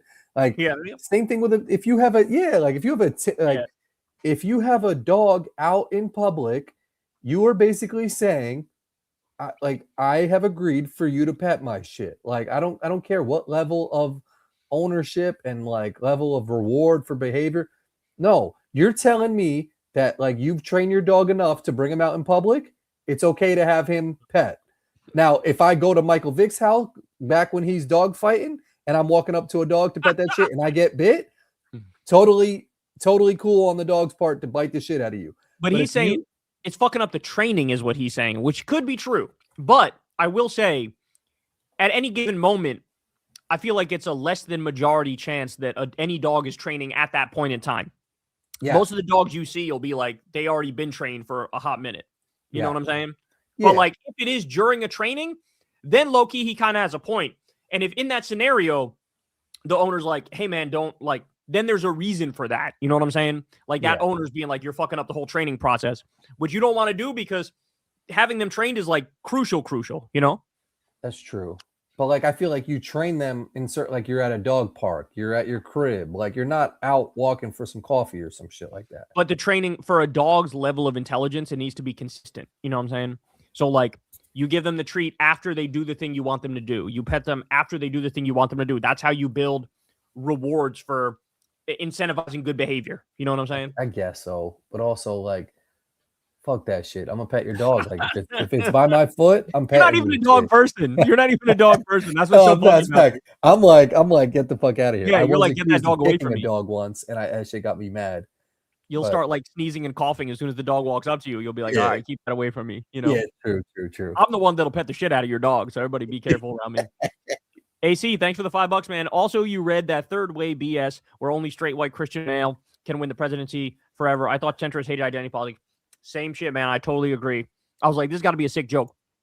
What's the point in even speculating about like, oh, maybe we should only run straight white Christian men when like we're going to have a fucking primary.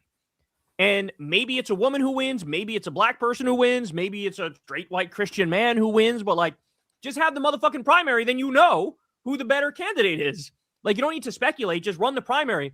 But they make it seem like what? You want to stop every woman from running? Like, that's so crazy. Every black person from running? That's so crazy. Yeah. Yeah. That's what I'm saying. They're not Democrats. These are not Democrats. And these third way assholes are just Republicans who call themselves Democrats. You know what I'm saying? Yeah. Mark Crosby, thanks for the $20. Kyle, big fan for years. I'm also a fragrance guy. Recommend Ambassador by Gisada and Primo by Guy Fawkes. Awesome scents. Also, are you a watch guy? See you wearing a couple beauties on the show, but I can't tell what they are. It's funny. I feel like we bring up the watches all the time on the show, and I always forget. One of them is a Movado with a black face. And one of them's like a Walmart shit, right? Walmart watch with a blue face. Yep.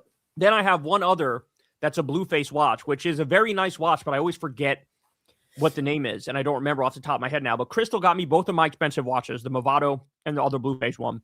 But yeah, I only have 3 watches. 2 of them are really nice that Crystal got me. One of them is a cheap Walmart watch, and I'm now going to add to my list the ones that you said. So Ambassador, Gisada, okay. And then let me see what the other one is. The other one is Primo by Guy Fawkes, which is Rick Fox's brother. Primo Guy Fawkes. Guy Fawkes sounds like he's some like OD fragrance genius. Like he's been like fucking stewing on that shit for dumb long. Totally. Thank you, Mark. Appreciate it, bro. Thanks. Appreciate you, bro. Stadiophile. Thanks for the $5. Did you guys make protest signs? Mine said Trump is the great Satan on one side and Trump shits his pants on the other. That's actually very funny, and I appreciate that. No, we did not make signs. I basically went there and like interviewed as many people as I could. That was kind of like the main reason to be in there, and it was great, man. I really liked talking to all of them. They were all really cool people. Everybody was cool, like that. You went up to talk to. There were I want to say there were only like 2 people who did want to be on camera, maybe 3, who were like, "Nah, I'm good. I don't really want to be on camera." Yeah. But a lot of people were like, "Shit, I'll do it." A couple of people were like, "Bro, come here after when you're done with that person." So yeah, they were all cool. They were all cool as hell. And you know what's funny? When we first got there, somebody came up to us wearing like one of the orange vests and was like, "What are you guys doing?" And you could tell he was like one of the organizers. And he was like trying to make sure we weren't some Fox News ass infiltrators. Oh, good. And I was like, no, we won't run a left wing channel. And told him the name and shit. Then he comes back after and he's like, "You want to interview the guy who like organized this shit?" Yeah. Like, usually it's how it happens. Yeah. They start doing their research like, oh fuck, these are actually important people. Like, let's bring the right people to them. QC man, thanks for the $5.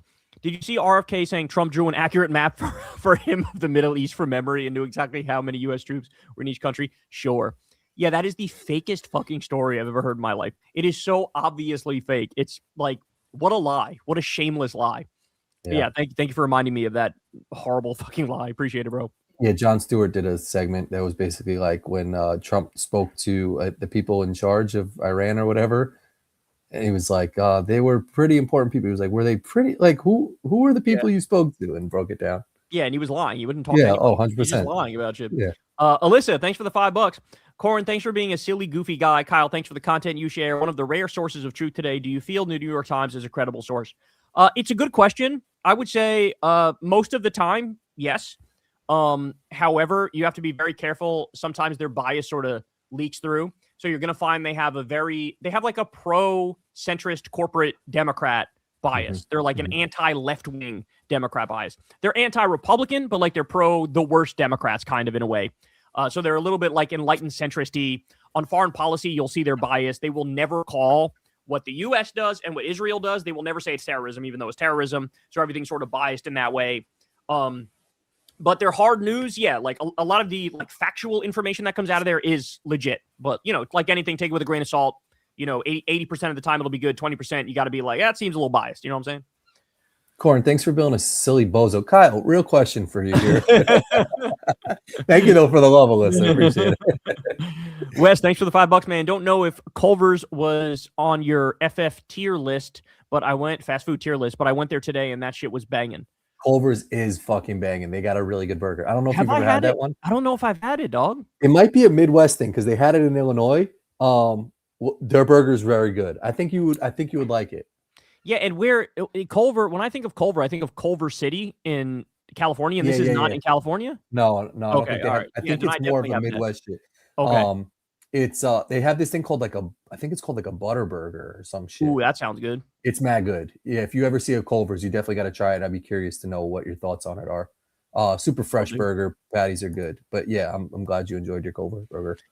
Matt Schumacher, thanks for the $10. Kyle, Too Lazy to Try has new vid on Hassan's performative trip to Cuba, and he has full on Hassan derangement syndrome. Talks about dog shocking, expensive house, 5-star hotel, and other tired smears. Sad to see. Yeah, I actually. So 2 other people before you asked about that, and I basically agree with you. It's just crazy to me that as Trump is literally starving an island to death, like instead of commenting on Trump starving the island to death, that's not mentioned, but like Hassan wearing expensive outfits is mentioned. It's like, this is so hack. This is so not serious. Like, let's talk about the actual political implications of what's happening here. And they don't want to do it. It's a real shame because I usually like Too Lazy to Try videos. Facts. Thanks, Matt. Eagles Fly By, thanks for the $5. Hey guys, Kyle, could you shout out a few examples of why the No Kings protest refers to Trump as a king, looking to show this clip to an unconvinced co-worker tomorrow? I mean, look, very simply put, he wants to be a king. He wants to be a dictator. Like, it's not really a secret. It's kind of out in the open. I mean, there was a time early on in this term where he said from now on, only the president determines what the law is. That was his way of trying to say the courts don't matter. You have to go by what I say. Also, look back in 2020, he literally tried to steal the election. He did this, he did the fake elector slates. Remember that? Where he said, I don't care if Biden won this state. We're going to send alternate slates of electors that say, I won this state. They were this close to declaring martial law and seizing the voting machines. So, I mean, very simply put, what's that? Try to rig the shit in Georgia. Exactly. Find me 11,000 votes. That was a literal phone call where, he called them and demanded that they find enough votes for him to win. So, I mean, very simply put, he wants to be a king. He wants to be a dictator. He's trying to do that. I mean, they already have like 6 or 7 different kinds of plans laid out to potentially try to steal the midterms and 2028. So, like, that's why No Kings is super important, because it's like, we know what this guy wants. He doesn't even try to hide it anymore, by the way. Putting his name on money. Yeah, and he literally said to the New York Times, we shouldn't even have elections anymore. That's what he said to the New York Times like a couple months ago. So, like, it's pretty clear. Like, the guy is not hiding it. He wants to be the only leader of the country, the emperor, the king, the fucking dictator. So that's why it's super important. Yep. Thanks, Eagles. Plainsight, thanks for the $10. Kyle, I've been listening to you since college in 2016, and I finally got my parents into your show. Watch regularly. Now I'm trying to get them into Breaking Points. They love Crystal, but hate Sagar. Yeah, I mean, look, man, Breaking Point. So the thing that's great about Breaking Points, and this is what's happening a lot recently too. It used to be this thing that happened where if there's big breaking news, people run to CNN to see what's happening.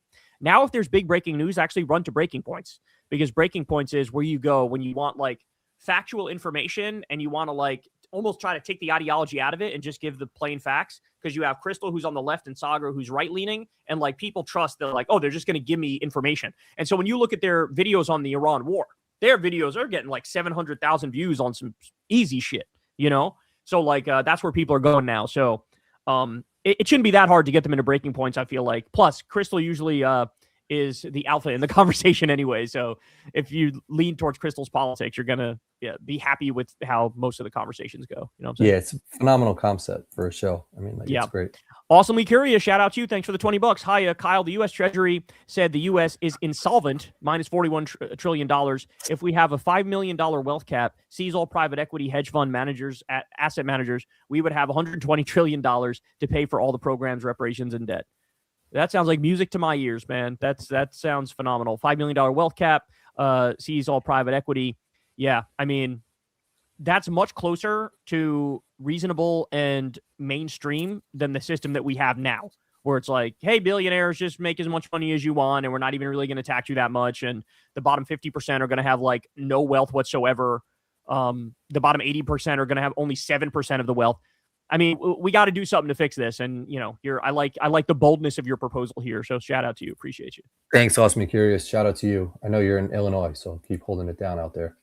Paul Sucks, thanks for the $5. Kyle and MAGA have got you guys fighting a culture war to stop you from fighting a class war. All right, well, thanks for the $5, bro. Sure. Appreciate you. Thanks, Paul Sucks. QC Man, thanks for the $5. As a black man, your description of that black guy Emma was debating on CNN was LOL funny. If Corin went into saunas wearing jeans, what would you say? I would say stop being like RFK Jr. Let's wear something that's not just jeans. Yeah, he needs to like change that whole like working out in jeans, because it's not even like no one can even get behind that shit. He's a weird guy, man. He is just a very weird guy. Super weird. to your point on the Emma video, yeah, there was a fat black guy who was given Republican talking points, and I think I called him like an AI generated black Republican guy, and everybody seemed to enjoy that one. Thanks, QC, man. Appreciate you. The Grinch, thanks for the $5. Kyle, since you and Crystal spend so much time on politics, what do you usually talk about when you're out on a date together? You know, politics a lot of the time. You know what I'm saying? Like, that's our profession. That's what we think about. That's what we talk about. That's Probably what we read about the kids too, like soccer and all that shit. Like, yeah, there's stuff about the kids. There's stuff about, you know, whatever sports we're watching. It's a whole bunch of stuff. But I'd be lying if I said it didn't, like, oftentimes come to politics, because that's just, you know, it's what we have to think about all the time. Facts. Thanks, the Grinch. Sigma Tranny, thanks for the $10. Is that allowed? Are you allowed to name yourself that? I'm not sure. Not many are talking about it, but Idaho is about to pass the harshest B-room ban for trans people that can lead to life in prison. It's unlikely to be vetoed. The harshest bathroom ban for trans people that can lead to life in prison? Jesus Christ. Yeah, I've seen this sort of uptick of anti-trans legislation that's popping up. Well, like, because the Olympics, like, banned it. I think that's what set it off, right? No, I mean, no, just having Trump in there. I mean, they're letting the Republicans run wild on this shit. So, yeah, there's a bunch of anti-trans bills that are popping up. It's horrible. There was some article about how, like, they're experimenting on trans people in prison and trying to, like, detransition them forcibly. These people are fucked up. Like, these people are fucking sick. So, can't get them out of there fast enough. It's really horrible to hear. But thank you, Sigma. Appreciate it. T-Lane, thanks again, man. Corin, I thought about what you said about your cousin and how he likes to experiment. At restaurants I cooked in, I pushed to keep our menu simple and executed well, but with specials, I would experiment. Okay. Yeah, I don't remember what I said about my cousin. Maybe because he was a chef or something, but I like your theory. Your theory's good. Menu the simple. Specials is where you're supposed to get funky. While out with the specials, but the menu itself should be simple. I respect that. Yeah, dude, that's some regular shit, man. Let me know what your restaurant is and where it is. Maybe I'll pull up, or someone will pull up who's from your state. Brand, thanks for the $14. Kyle, thoughts on the spouses of some of these evil politicians? I don't know how someone can stay silent being married to JD, Rubio, etc., unless they are forced against their will or they are really TFG.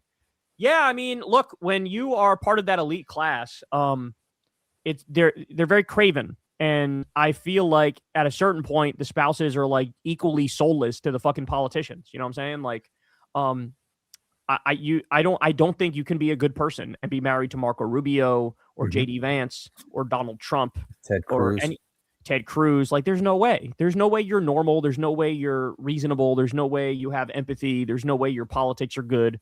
Like, these are sick, disgusting people. You know, probably Kirk. Yeah, it's just terrible. So yeah, shout out to you, bro. Appreciate you. Facts. Deaky McGeezax, thanks again, man. As a Riverside, California resident, F. Chud Bianco, he's illegally seizing 650K ballots instead of solving crimes, as our county is low in solving crime in state. I don't know who that is, but that does not sound good.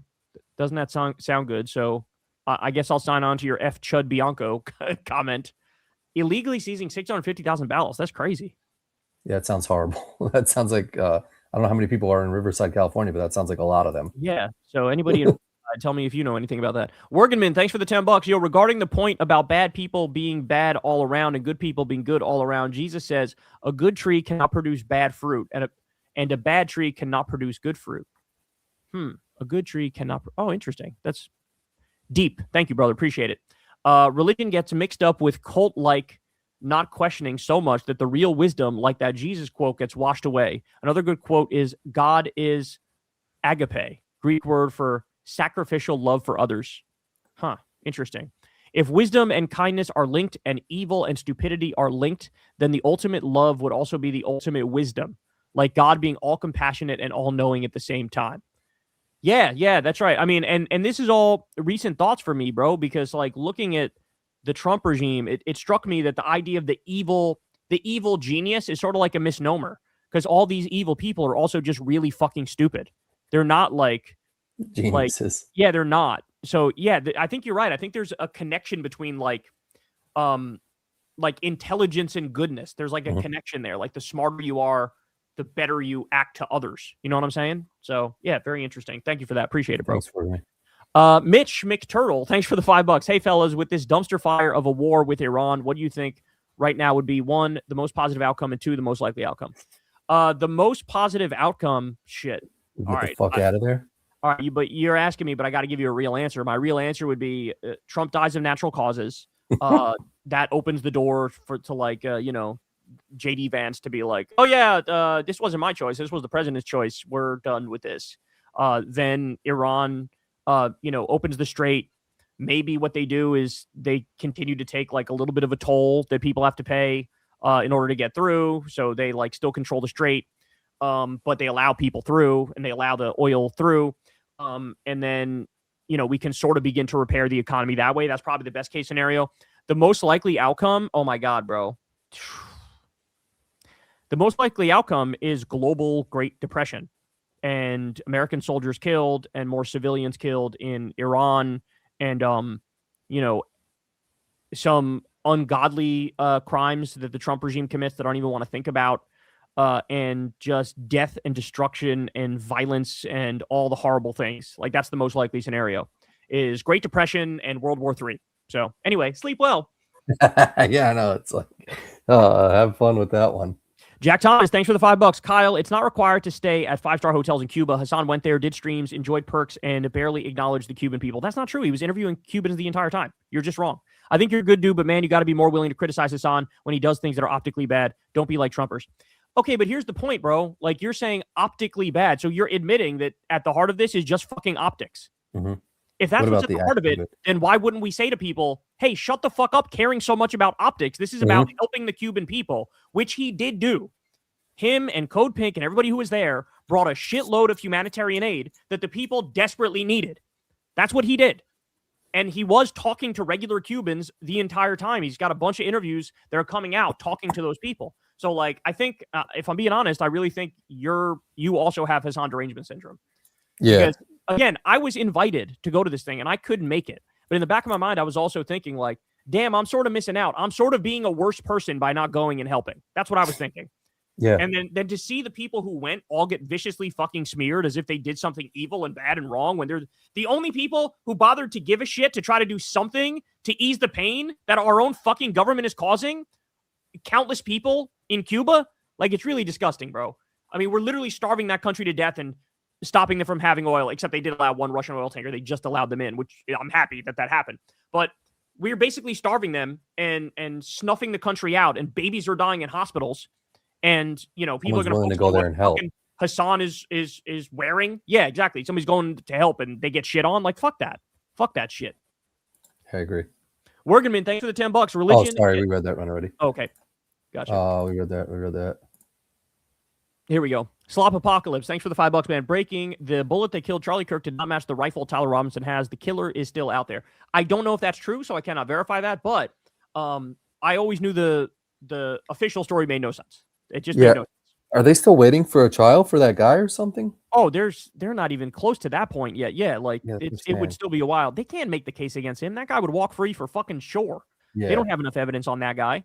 Yeah, I think they're fucked. I think they're actually fucked. I think the incompetence of the FBI has them fucked, and I think that we'll never know the actual true story of what happened with Charlie Kirk. That's what I think. I agree.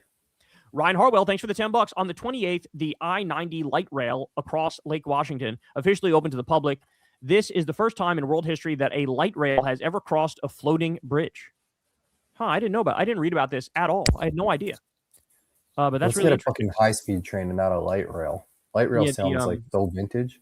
Those bullet trains in China, those shits are next level, dog. Those shits are next fucking level. They're crazy. Ryan. Malone, thanks for the $5. Is your first name Carl Malone? Love the episode with Luke Thomas on KKF. I follow both of your contents. It was a perfect worlds collide moment for me. Keep up the great work. Yeah, Luke is the man, bro. Luke is the man. As soon as he started doing a political channel and I watched some of his videos, I was like, we got to get this guy on Crystal Kyle and Friends. He's all about it, and he did not disappoint. He's awesome. Is he, who's Luke Thomas? Luke Thomas is an MMA commentator, UFC commentator, who now does political content also. Yeah. Oh, that's cool. Yeah, and he's lefty. He's awesome. I saw like the fall from grace talk about like Tiger Woods, the guy like style bender or some shit. Apparently is like in his last 7 fights has gotten like fucking knocked out and like demolished every single time. And he was like one of the best UFC fighters. And like he's like completely went downhill. That's crazy. It's kind of been sad to see. Bob Maki, thanks for the $5. What is an opinion your significant others have swayed you on and vice versa, political or non? I don't know. I have to think about that one. I'm not sure. Yeah, I gotta think about that too. I don't know. I just saying like OD stuff, like about like women drivers and stuff like that. Molly's kind of kept me in check. Like I can't say totally everything that she's told me not to say because I've said some OD shit. But she's kept me in check with that. So she's swayed me to be a little better man. I'm racist, I'm sexist, I'm every bad thing you've ever heard. And she yeah, you go back to some old Kyle and Corin episodes, and she's probably like, why would you say that shit? Like, I'm like, it's true. Katie Mullins say, I will say that Crystal on fragrances sometimes I'll like not like one and she likes it and then I start to like it, or she doesn't like it and I like it, and then because of her I don't like it as much. So like the wife always has like an impact one way or the other with whatever the take is. You know what I'm saying? Yep. Katie Mullins, thanks for the $10. Kyle, I absolutely loved the Choose Your Fighters rally that you, Crystal, and Emma hosted on Saturday. Wow, you included a lot of people. I also loved your interviews on the street. Corin, you rock. Thank you. Thank you, Katie Mullins, for all of those compliments. I deeply appreciate it. But I would say that Emma and Crystal did way more than I did. I did one video, basically giving like a little speech, but they hosted the whole event. So shout out to all those fucking I endorse the shit out of all the people who participated in that rally. So everybody go donate to them because they need the help, and we're trying to get some lefties in power. You know what I'm saying? Okay, we got like an hour left. We're like halfway through, so we'll go a little faster. Noah, thanks for the $10. Love the show. Would you say among corporate Dems, Kamala is one of the better ones? Don't love her, but for some reason, I'd definitely feel better with her than Newsom, Shapiro, or Booker for 2028. 100%. I agree with you completely. If you told me those are the options of those, I go for sure number one, Kamala, without a doubt. Yeah. Thanks, no. England, thanks for the $20. Did you see the other day the UN General Assembly voted to designate the transatlantic slave trade as the gravest crime against humanity, and only 3 countries to vote against were the U.S., Israel, and Argentina. Cooked. That is crazy, bro. And it's just like, I'm sorry, we're just so evil. That's why I call us the axis of Epstein. We are just so fucking evil, and it comes out more and more as time goes by. It's just disgusting. Thanks for sharing that, though, man. Appreciate it. Thank you, bro. Shout out to the Colorado Avalanche. Gus Vaughn, thanks for the $10. Kyle, how do you think the current state of involvement in Iran will affect the midterms in any meaningful way? I'm a huge fan. Thank you for all you do. Literally every single thing the Trump regime is doing is making it more and more likely every single day that Democrats have a gigantic wave. And that's even with Democrats like not even fighting that hard and sort of hiding in the corner. It's still the case that Democrats are going to win in colossal numbers if it's remotely free and fair. This might be one of those elections which ends up too big to rig.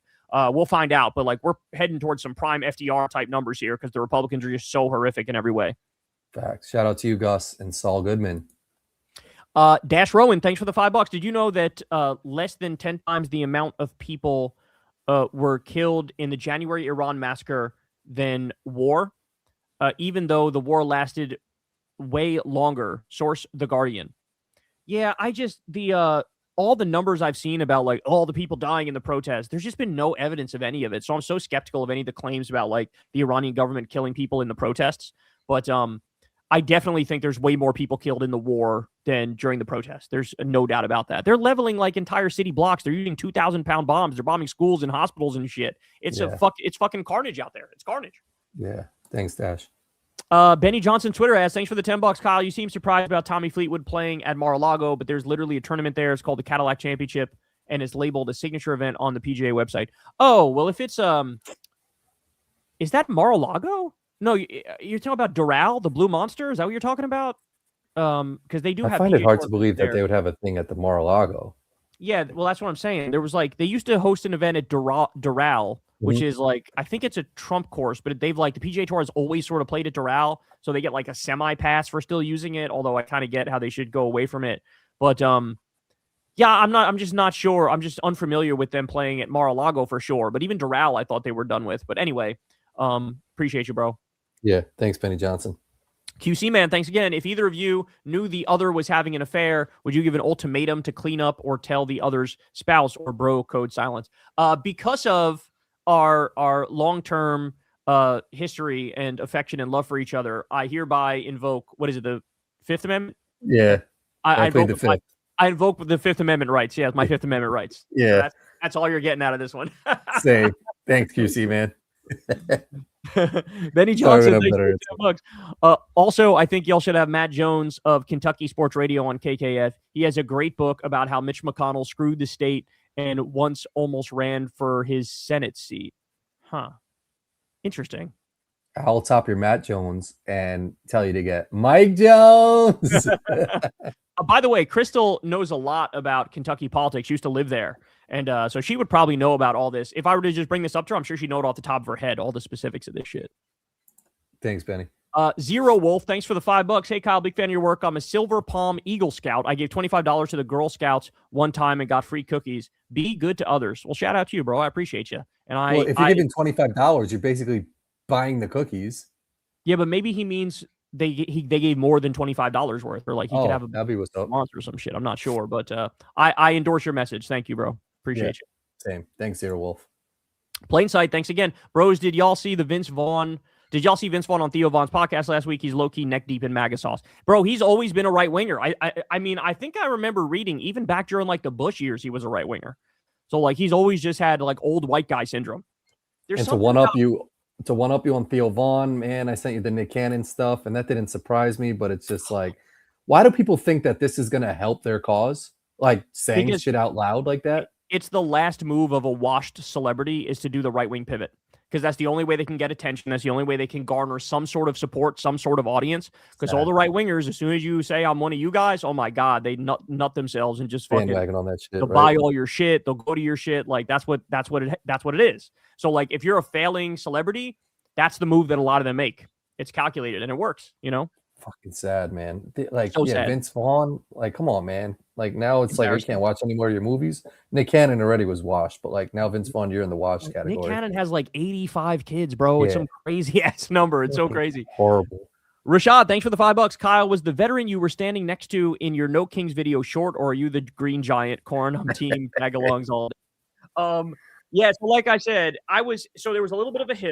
I was on the higher part of the hill. She was on the lower part of the hill. I'm 6 feet, so I'm kind of tall, but she's like maybe 5'2", 5'3", so she was kind of short, but it wasn't as big. Like I literally look like Wembanyama, and she looks like fucking, Muggsy Bogues or some shit because of the height difference there. But and I think Kyle is team tag-alongs.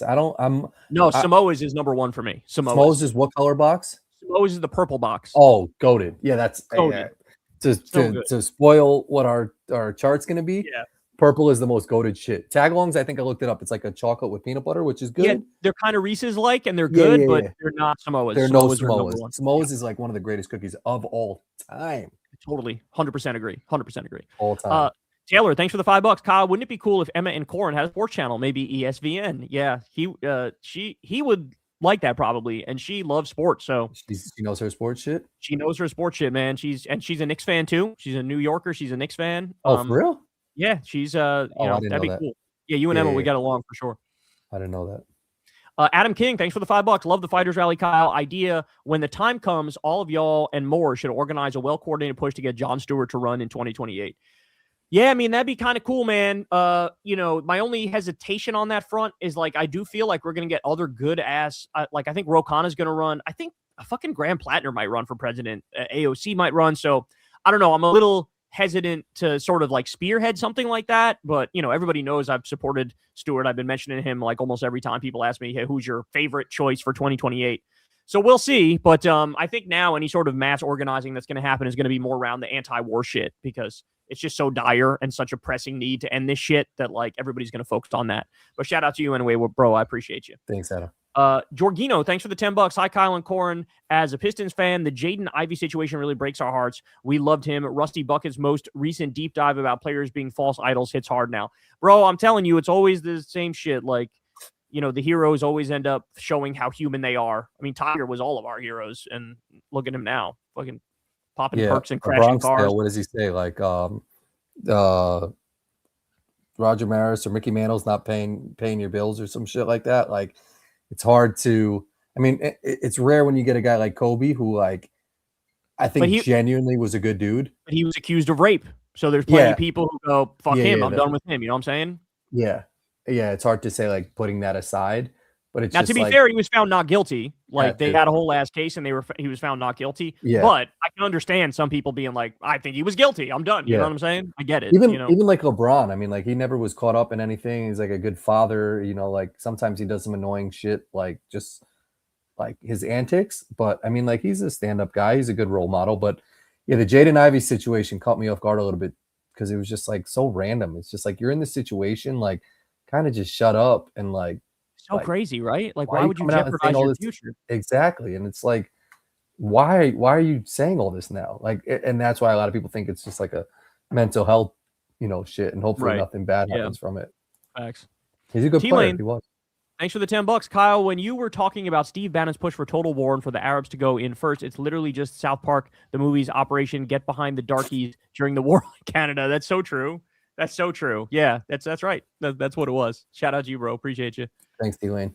Ex-wife, thanks for the $5, Kyle. You're always saying that Trump has early onset Alzheimer's, but dude is old as fuck. It's just in time Alzheimer's. Okay, it's already there. Fair point. Appreciate you. Thank you. He's got it already. Inconspicuous typos. Thanks for the $10. That 10 years ago account on Twitter keeps tweeting about the 2016 race, and it's getting people to rehash a decade-old argument. It's annoying, but it definitely shows nothing at the DNC has changed. Yeah, I mean, look, what's going to happen, though, is time's a motherfucker, and nothing lasts forever, and they're already starting to lose their grip on the party, and it's going to happen eventually. It feels like it's going to happen this cycle, but, worst case scenario, the cycle after that, like, the Clinton types are going to just die off, bro. Like, there is no... You're going to have a more robust Democratic Party. You know what I'm saying? Like, I think Graham Plattner's sort of leading the way on this. Graham Plattner's like a clear moral voice, and I feel like he's going to, if he runs, I feel like he might just barnstorm through the whole shit and just wreck everybody and become president, and like he'll have an FDR type time in office. So times are changing, bro. I know that it might feel like they're not, but that's only because the desperate loud voices now are the corporate types, and like they know they're losing their grip on power. Facts. Darren, thanks for the $5. Kyle, I'm curious to know if it was up to you to choose anyone to be the president of America, who would it be? Well, I mean, like we were talking about before, I would probably say Jon Stewart. He would be probably my favorite. I think Rogan would do a good job. I think Graham Plattner would do a good job. I think AOC would do a good job. I mean, these are, more or less the type of person I would like to see in there. Bernie, if he wasn't too old. Bernie, of course, yeah. Bernie, of course. This country would be so different if he won in 2016. Oh my God. My God. Kyle, what are your favorite rappers, and have you heard of Immortal Technique? Yes, I have heard of Immortal Technique for sure.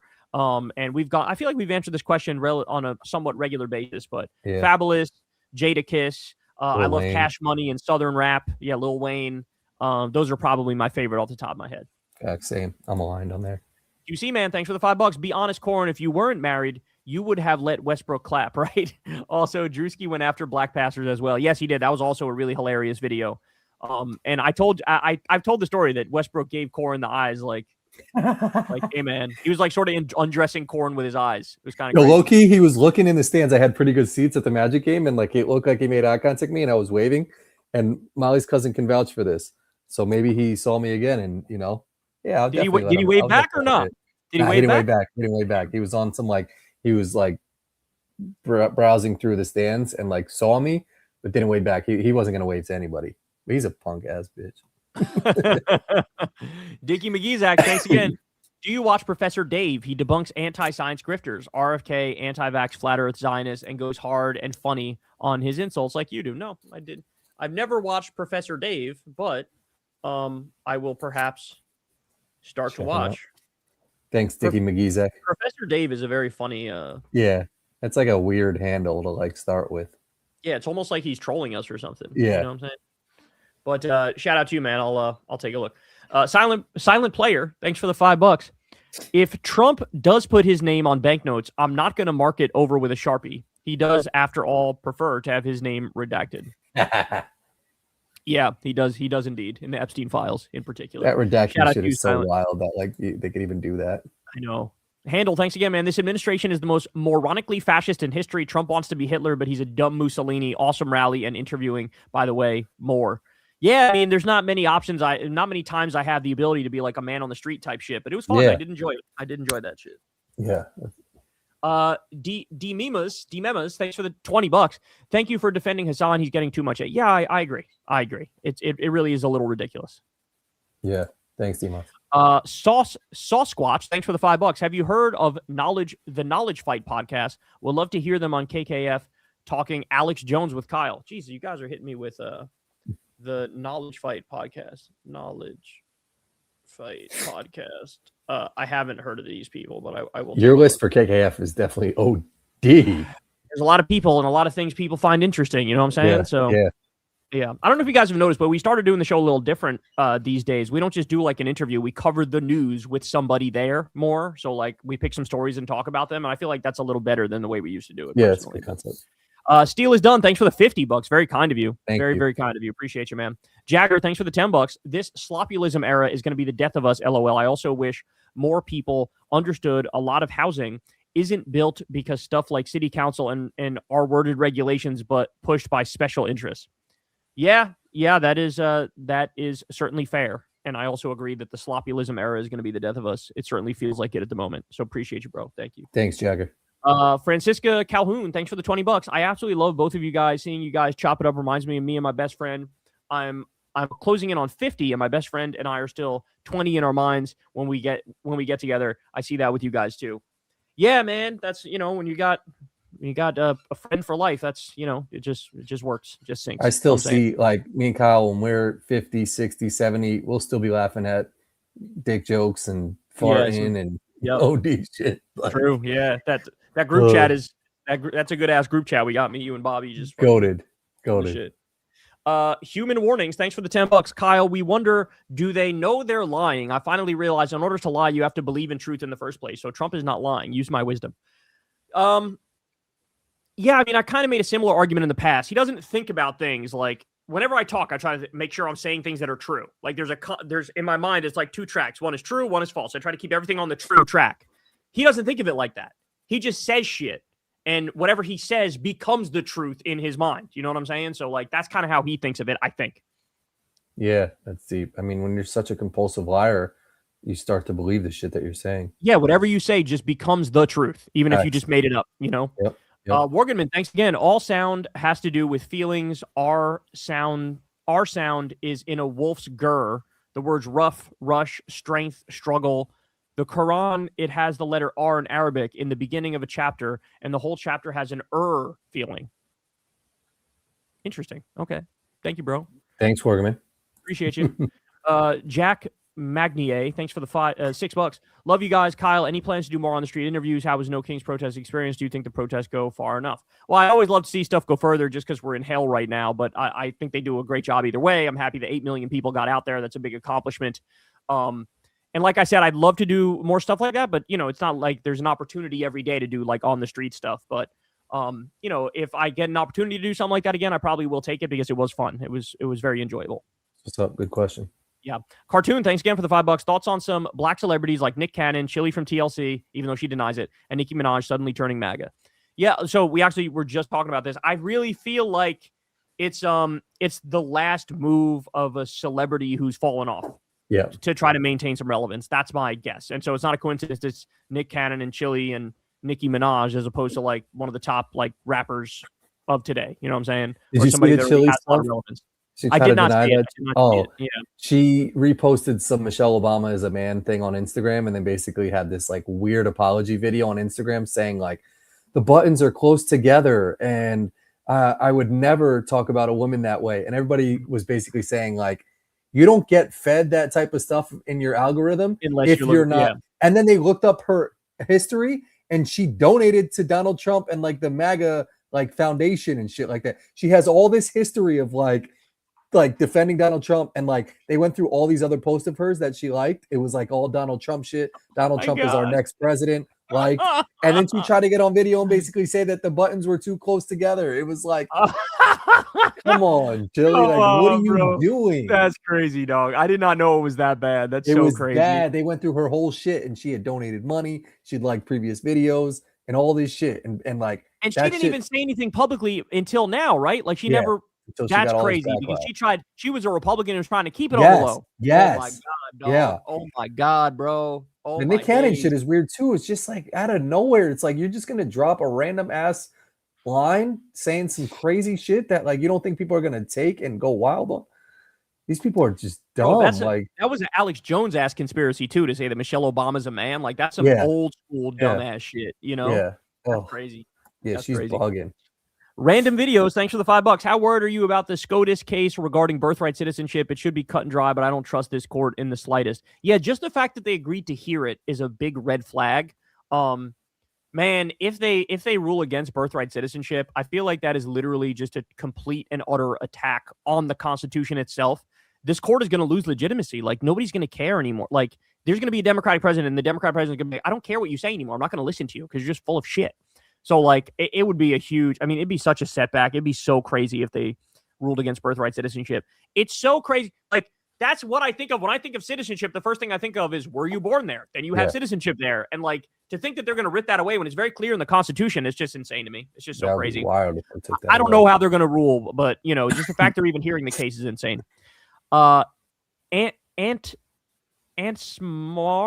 Smasher Jack. Smasher Jack. Thanks for the $5. It's better to impeach Trump than to use the 25th Amendment because 25th doesn't actually remove him from office and requires 2/3 vote from both chambers. Okay, well, it's so hard to do any of this shit. Also, Trump repeatedly declares that he's fit for duty again, and less than 2/3 of Congress vote against his appeal. He is back in power again. Yeah, man, but like impeachment's just as hard, kind of. I don't know. They just got to find a way to they got to get him out. I don't know how. Somebody do something. Get him the fuck out. 25th Amendment would be like his own cabinet goes, we can't have this anymore. So what it would take to get them to do that, I don't even know, dog. I don't think they'd ever do it. Even if he nuked Iran, they'd be like, it's fine, you know. This is the third part of his question. Even if we have 2/3 votes, why not just use them to impeach and permanently remove Trump? Credit to the Romano Report for preaching about this. Yeah, I mean, I'm in favor of impeachment. But you know, you got to get some of these Republicans, drag them back to fucking sanity, and clonk them over the head with reality. It's just so hard to do. But I think the most important thing is the fight. Like, you have to be engaged in this fight. If you're not fighting about this, then you're really like missing the moment. Like, the world needs to know, and the history books need to know that we put up a fucking fight in this moment. And too many Democrats are not fighting, you know? Thanks, Answer. Vaughn, thanks again. Also, I know you guys are NBA fans. What are Jaylen Brown's chances for MVP? He carried a successful Celtics team without Tatum. Could be dark horse MVP. I don't think there's any chance he's going to win it. I think it's going to be Luka or SGA or fucking Wemby. I don't think there's any chance it's going to be Tatum. Jaylen Brown, unfortunately, because I like Jaylen Brown. Yeah. I mean, it's a valid argument. I mean, like, it's very impressive what the Celtics are doing. But yeah, I think SGA has put up better numbers than he did last year, and he won the MVP off of that. And they were making fun of Wemby because he was at the podium, like, giving 3 reasons why he was the MVP. And they were basically just like, you don't have to do that if you're the MVP. Like, we know the stats. Pentaxanine, shout out, bro. Thanks for the $10. This chat is too rich for my blood. Wow. Kyle, thoughts on Kirsten Powers? She dropped out of the political, moved to Italy, and now focuses on how to live a better life on Substack. Love you guys. I mean, shit. I mean, more power to her, you know, if that's what makes her happy and that's what gives her some peace. I certainly understand the instinct of like, I'm going to just go live in a cabin in the woods and like live off the grid and fucking take care of my shit and just like have a farm. And I mean, I get it. There's an appeal to that, especially because, I don't know, modern society and modern technology feels so vapid and hollow and terrible and evil. So I get it. So I'm not going to knock her for it. But, you know, it's not, everybody can't do that because we need some people to try to stop modern day Hitler from doing Hitler stuff. You know? Fight, yeah. But you're a real one, though. Thanks, Pentaxanine. We always appreciate you, regardless of super chat or not. Mingwan, thanks for the $5. Hey guys, what is your opinion on John Kiriakou, former CIA whistleblower? Seeing him a lot lately in CIA in general, and I find him sus. Also, F. Doc Rivers. Find him sus. Yeah, Doc Rivers is probably overrated, Coach. John Kiriakou. I'm always skeptical of the former CIA stuff. It's like, are you really former? Kind of don't think you're former. Kind of think you still are. Really? Yeah. So I don't know. I take everything he says with a grain of salt as well. I mean, I've heard him say some things that are, you know, decent, but at the same time, I've also heard stuff that I'm like, So yeah, I take it with a grain of salt, just like you're saying. Is that the guy that Sagar interviewed? No, I don't think he interviewed him. No. Oh, okay. Generic person, thanks for the $10. I know it's off topic, but I think you're not talking enough about Islam. In most Muslim countries, it's illegal to have homosex relations. What Fuentes says is pretty mainstream in Muslim countries. I mean, I've always been non-religious. I've always been an agnostic or an atheist. I've always talked about how I'm against religion and I criticize religions, but there's no reason for me to beat up on Islam at a time when we're currently engaged in an illegal war against a Muslim country, right? Like, I would just be feeding the propaganda machine that's fueling the war to talk about how evil and bad Islam is at a time when we're waging an illegal war against a Muslim country. So It's just it's not the time or the place to have such abstract arguments when it has the tangible results of like piling on a propaganda war to feed an actual war. But shout out to you, Generic Persian. Appreciate the $10.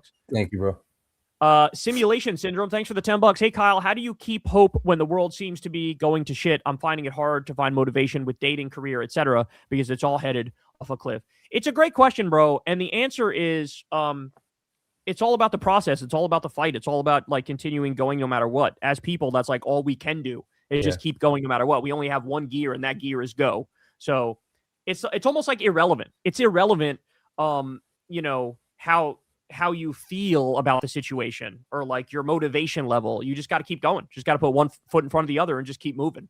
So, you know, I don't know if that's a you know, an answer that is helpful to you, but you know, it's always more about the process than the end game, right? Like there's never going to come a time in our lives where like, hey, we fixed everything. Everything's great. Never going to happen. But politics is more of a process than it is an end goal. So like the process is what you got to fall in love with and what you got to fight for. And, you know, just never take your foot off the gas pedal. That's all. Just sort of forget how you feel and just keep moving forward, you know? Yeah. And there's hopefully little moments like while you're dating, you find someone that like, you know, you can relate to or be on the same page with that, like keep you going too and stuff like that.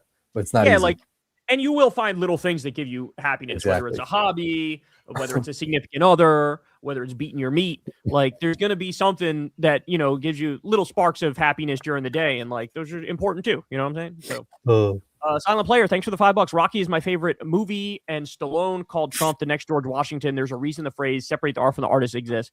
Hey, man, look, dog, you know what the number one artist is on this phone? The artist I've listened to the most on my iTunes, Chris motherfucking Brown. So you don't have to tell me about separating the art from the artist. That guy's like one of the worst people that's famous, and like I still got a lot of songs in my phone. So I will say I saw someone say Kanye's new album was good, but I'm not even gonna listen to it because fuck that guy. He's cooked. He's done. He's so irrelevant now. Like I don't even know he had a new album. Neither did I. Thanks for the $20. I've been a supporter of Secular Talk since roughly 2014 and was about your 8,000th subscriber. Wow. Thank you so much for standing on principle. What are your thoughts on strategies to organize and mobilize the true left?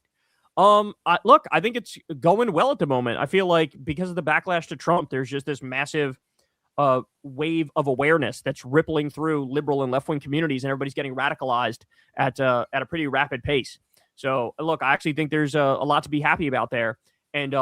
And thank you. I mean, supporting since 2014 to be my 8,000th sub is crazy. I mean, you're old school. You know what I'm saying? Like you've been with me for a long ass time. Shout out to you. Appreciate it. Thanks, call me. Jason Control. Thanks for the $5. The more comes out, know him, the more I think they effed up and didn't give the big guy his cut, and he found out during the hearing, so they got fired. Oh, that's a good ass point, dude. That's a good ass point. Yeah, that makes sense. They were stealing and not giving the big mafia Don his cut. That's a great point. That's probably accurate. That seems like it's likely true. Shout out to you. Pentaxicine, thanks again, man. Kyle dropping a tithing on your idiot contest from today. Hitchens or Dawkins? Dawkins is another traitor's freak, in my opinion. Hitchens sucked because towards the end of his life, he was massively pro the Iraq war, which was stupid.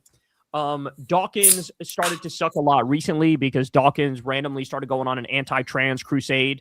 So they both kind of suck. You know what I'm saying? And Dawkins is another traitorous freak. Yeah, I don't know. These new atheists, as they've gotten older, just get worse and worse. Like Sam Harris was defending the Iran war. Like, these guys are all a mess. And Pentaxicine, you're done for the night, man. Thank you, bro. Justin, thanks for the $5. Good evening, guys. I like what Luke Thomas says about TDS. Real TDS is still defending Trump and saying anything other than the guy's a con man. Yeah, that's true. That is true. That is the real Trump derangement syndrome, is all the pro-Trump people, for sure. Shout out to you, bro. Appreciate the $5. Donnie, thanks for the $20. Hey, Kyle, do you think Fuentes is close to a liberal arc like the two Richards are? I feel what holds him back is resentment toward the people in Con Inc. who screwed him over, like Shapiro and Cassie Dillon personally. Yeah, I think that's right. I think it's very possible he's going on a Richard Spencer / Richard Hanania arc. I could definitely see that. And that is much preferable to being a white nationalist freak. So, you know, I would incentivize him to do more of a, like, Spencer and Hanania are more of like elite liberals themselves now, like sort of like snotty elitist type liberals. That is way preferable to being a fucking white nationalist. So he should make the switch. Thanks, Donnie. Lil Yumper, thanks for the $5. Thoughts on the AOC and a Twitter back and forth. So somebody actually asked about this earlier today, and I kind of agreed with the commenter from earlier. To go after AOC and like basically play patty cakes with Tucker and MTG, it's just like you're telling on yourself, right? You're telling on yourself. That's very like centrist at best coded, more right-leaning coded.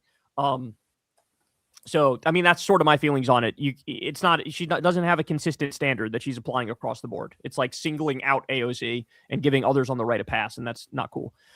Jack, thanks for the $6. Kyle, you never went after Rogan for his COVID conspiracies. I don't think. Why was that? Loved you as a guest on his show, but enjoying the takedowns more. I did actually go after him for his COVID conspiracies. Those videos are definitely out there. I was very, very critical of the anti-vax bullshit because I think it's stupid and I think it's dangerous. So maybe you're probably right though that as a percentage, it's probably only like 5% of the videos that are anti-Rogan go after that in particular. But there's definitely some out there where I go after that. But shout out to you, bro. Appreciate it. Thanks, Jack. Isaac, thanks for the $5. FMK, Fuck, Marry, Kill, Caroline, KKK Levitt, Tomato Lorenzo, Nancy Beans Mace. Jesus Christ, man. Oh my God. That Beans tweet is the tweet that never dies. Here's what I would do. I would do kill Caroline Levitt, also kill Tomato Lorenzo, also kill Nancy Beans Mace. There will be no fucking and no marrying in this scenario. Thanks, Isaac. Dickie McGeezax, thanks for the $5. No, it's Iron Man and Batman. I love Hassan. I'm saying they're heroes, even if they wear expensive clothes, batsuit and iron suit. Yeah, I see what you're saying. Okay. Got you. Thanks, yeah, Dickie McGeezax. Well, in that case, you're 100% right. Still hungry. Thanks for the $5. In 2028, do our votes matter? Won't the establishment just force the corporate dem on us by directing all the electoral delegates to vote for them? No, I wouldn't. I would not be that defeatist, man. For the first time in a very long time, they're really, really losing grip on their party. And you know, we need it too big to rig. We need a wave of genuine left-wing enthusiasm. We need the furthest left candidate to be picked and fought for. And they're going to try, but they probably don't have the guns. Think about it like the Republicans. Like Trump was able to defeat the Republican establishment. We can defeat the Democratic establishment. You can't be defeatist. They will not. This will not last forever. The neoliberal stranglehold. It just won't. It can't. Thanks. Still hungry. Kellen Heller, thanks for the $10. We've noticed that Midas, BTC, and others glaze over calling out Israel. They only mainly focus on Putin and Trump. Does anyone else notice the lack of these bigger creators avoiding APAC exposure? So what I will say is, it is the most true of David Pakman. It is somewhat true, but not as much of Brian Tyler Cohen. Midas, I don't think that's fair to Midas. I've heard Midas criticize Israel. Perhaps not as much as me or some other lefties, but they've definitely done it, and they've definitely went after Netanyahu. So I actually don't think that's fair of Midas. Maybe it's a little bit fair of BTC, but it's definitely true of David Pakman. But I feel like the liberals have moved to the left on the issue of Israel too. So I feel like there's sort of a waking up across the board on that. So I wouldn't be as defeatist as you are, but I agree on like Pakman and BTC maybe a little bit. Thanks, Helen Keller. Super Schmuck, thanks for the $10. Any good food recommendations in Chicago area? I'm here for work for a couple weeks. Just no Mexican because I'm from Cali where Mexican food is goated and I don't want to be angry. Any food recommendations? Well, that's for Corin because he would know the food in Chicago. I mean, I've always said by the airport, Paradise Pup, get the Merck's cheddar bacon burger, and then get a chicken teriyaki sandwich from there too. The fries are good also. But if you go there, send me a photo for confirmation because it's one of the best burgers I've ever had in my life. But if you go downtown, there's like Al Cheval is a good burger, Little Girl and the Goat or some shit like that. Get some deep dish pizza. You can't go wrong. There's a lot of good places in Chicago, but it's a beautiful city to be at right now too because it's getting warm. Gary Tor, thanks for the $10. I am going through nasty divorce. I miss kids. Kyle, you put smile on my face when days are extremely dark. You have amazingly beautiful wife and family. You are beyond blessed. Well, thank you, Gary. I appreciate that. I'm sorry you're going through a hard time, man, but hang in there. You'll get better. Yeah, things always fucking come in waves, brother. It could be horrible, but the next thing you know, out of nowhere, oh shit, things are actually okay. So just hang in there, bro. Appreciate it. Thanks, Gary. Shared Prince, thanks for the $5. Corin, what's your favorite memory / time you've had with Kyle? I mean, we've said this in the past, but I think just like the memories of playing poker and stuff like that, we spent a lot of time around the poker table with a lot of our friends. And I think it's just good memories that we've built. A lot of those drives to like the poker clubs, hanging out. Kyle's basement is goated. We've had a lot of good memories. And then playing basketball and shit like that. We used to go over the summer on like 90-degree days, play mad basketball and then drive to CVS and just fucking down Gatorades in his car. I low-key have like a fantasy of buying back the house I grew up in and we go chill in the basement again, man. That'd be crazy. That would be epic. That would be fucking phenomenal. Would be phenomenal. But I don't have an extra $1 million laying around. So I don't know. It's you can recreate the basement or just buy that couch again. The house I grew up in was just like a normal, decent house, like middle class type house. Now? And now it's worth like $900,000. Crazy. It's like, how is that even possible? It's so crazy. Yeah. Alvin Nate, thanks for the $5. Did you see any One Piece pirate flags at the No Kings protest? Good time to get into the live action show on Netflix. Show is political. I did not see any of those, but now you have piqued my interest. That's interesting. I guess there's a show that is political that it makes sense to wave it at a No Kings protest. I did not know that. Yeah, shout out to you, bro. Appreciate you though. Jorgen, thanks again. Did you hear about Texas government looking into options to annex the oil-rich southeast New Mexico counties? This is what they prioritize instead of improving lives. Man, Republicans have totally lost their fucking minds. They're all just like imperialist terrorists at this point. It is so crazy to watch this in real time. Like the logic of their insanity has reached its final conclusion. And this is what it looks like. It's like the most evil shit you've ever seen. Shout out to you, Jorgen. Appreciate you. Jorgen. Isaac, thanks again. Thanks for the $7. Question for you both. If you could host a dinner party with 2 people who are still alive and one who isn't, who would you choose to invite? Damn, that's a good ass question. 2 people who are still alive and one who isn't. I don't know who's alive, but not alive. I would invite Epstein to my shit just to ask him and get all the answers for all the shit that's going on. I'd probably go FDR, Martin Luther King, maybe Malcolm X. Those I feel like those would be good. That's a good 3. And alive, let's go Tiger Woods and Jon Stewart. That'd be a fun one too. That'd be an interesting dinner, wouldn't it? I feel like Jon Stewart would make fun of Tiger for being a mess, you know? Yeah. Any celebrities you were upset to find out were MAGA? Nick Cannon just said he backs Trump. Any called Dems the KKK party. So bummed to see. He seemed like a nice guy. Yeah, he's always had some issues for quite a while now. Let's see. I was confused on the Chuck Norris one. I didn't know until he passed away that he was a MAGA guy. Oh yeah. He was big time MAGA. Yeah, I don't know. Sylvester Stallone, like somebody earlier said, it's all of them. Whenever all of them, like, really? How? Really? Seriously? It just seems so dumb, especially at this late date. Nicki Minaj, the Nicki Minaj one was crazy. Like she just made the turn as Trump became like his worst version of himself. You know? Yep. I like that we have Robert De Niro on our side though. Yeah, and I love the way he talks too. He's just like so fed up with everything. I love it. It speaks to my soul. Bro, I feel like you guys should get Robert De Niro on fucking KKF. That would be interesting. I don't know if he'd do it, but that would be fun. Yeah. I feel like he's going hard on like the whole No Kings and the Trump shit. Like I feel like he'd do some progressive shit. He fucking hates Trump so much. I know. That's what I'm saying. There's a shot, bro. And if you fucking interviewed Robert De Niro, that would be goated as fuck. That would be goated. True. That's very true.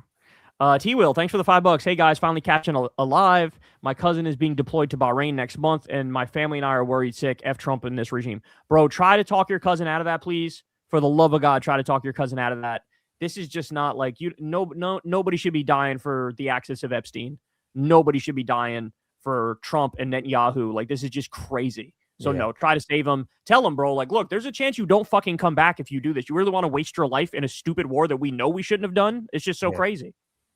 Yeah, I'm hoping for the best for your cousin. And then you sent me something that was like they're raising the age, the minimum age of like fighting in war to 42, which means you and I still fall in that bitch. Come on, man. That's crazy, dog. So what's the old tweet? I'd rather serve crack than serve this country. That's how I feel. You know, like you're not getting me to fucking fight and die in this shit. Not a chance. Drogus Maxwell, thanks for the $5. Aside from holding this administration accountable, Dems need to reform our laws to make sure nothing like Trump ever happens again.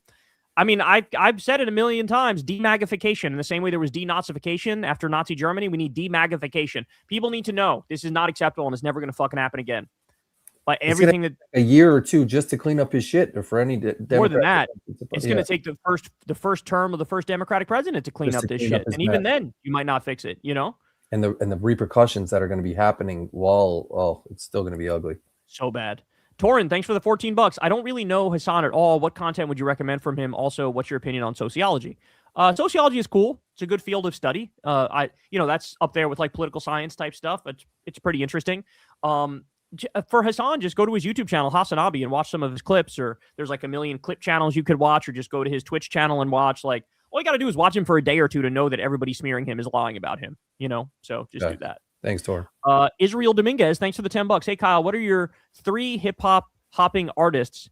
And also, have you heard of Immortal Technique? We already answered this one, but shout out to you, bro. Yeah, thank you, appreciate you, bro. Pentaxanstein, thanks again, man. They have some smooth vaping puff now and super potent. My wife once ate a medical Mary Jane cookie. 2 hours later, she cried, saying this could have all been avoided. I laughed for hours. Hey, Corin, how the fuck is y'all? Bro, the weed cookies are no joke. The weed these days is so fucking strong. You lose your damn mind on that That's shit. what I'm saying. All it takes is like you go to someone's house and they have brownies out and you just think they're regular ass brownies. I could crush like 5 or 6 brownies. If someone had some brownies out that were laced with balls, bro. High as balls. I'd be dead. You'd be cooked. You'd be cooked.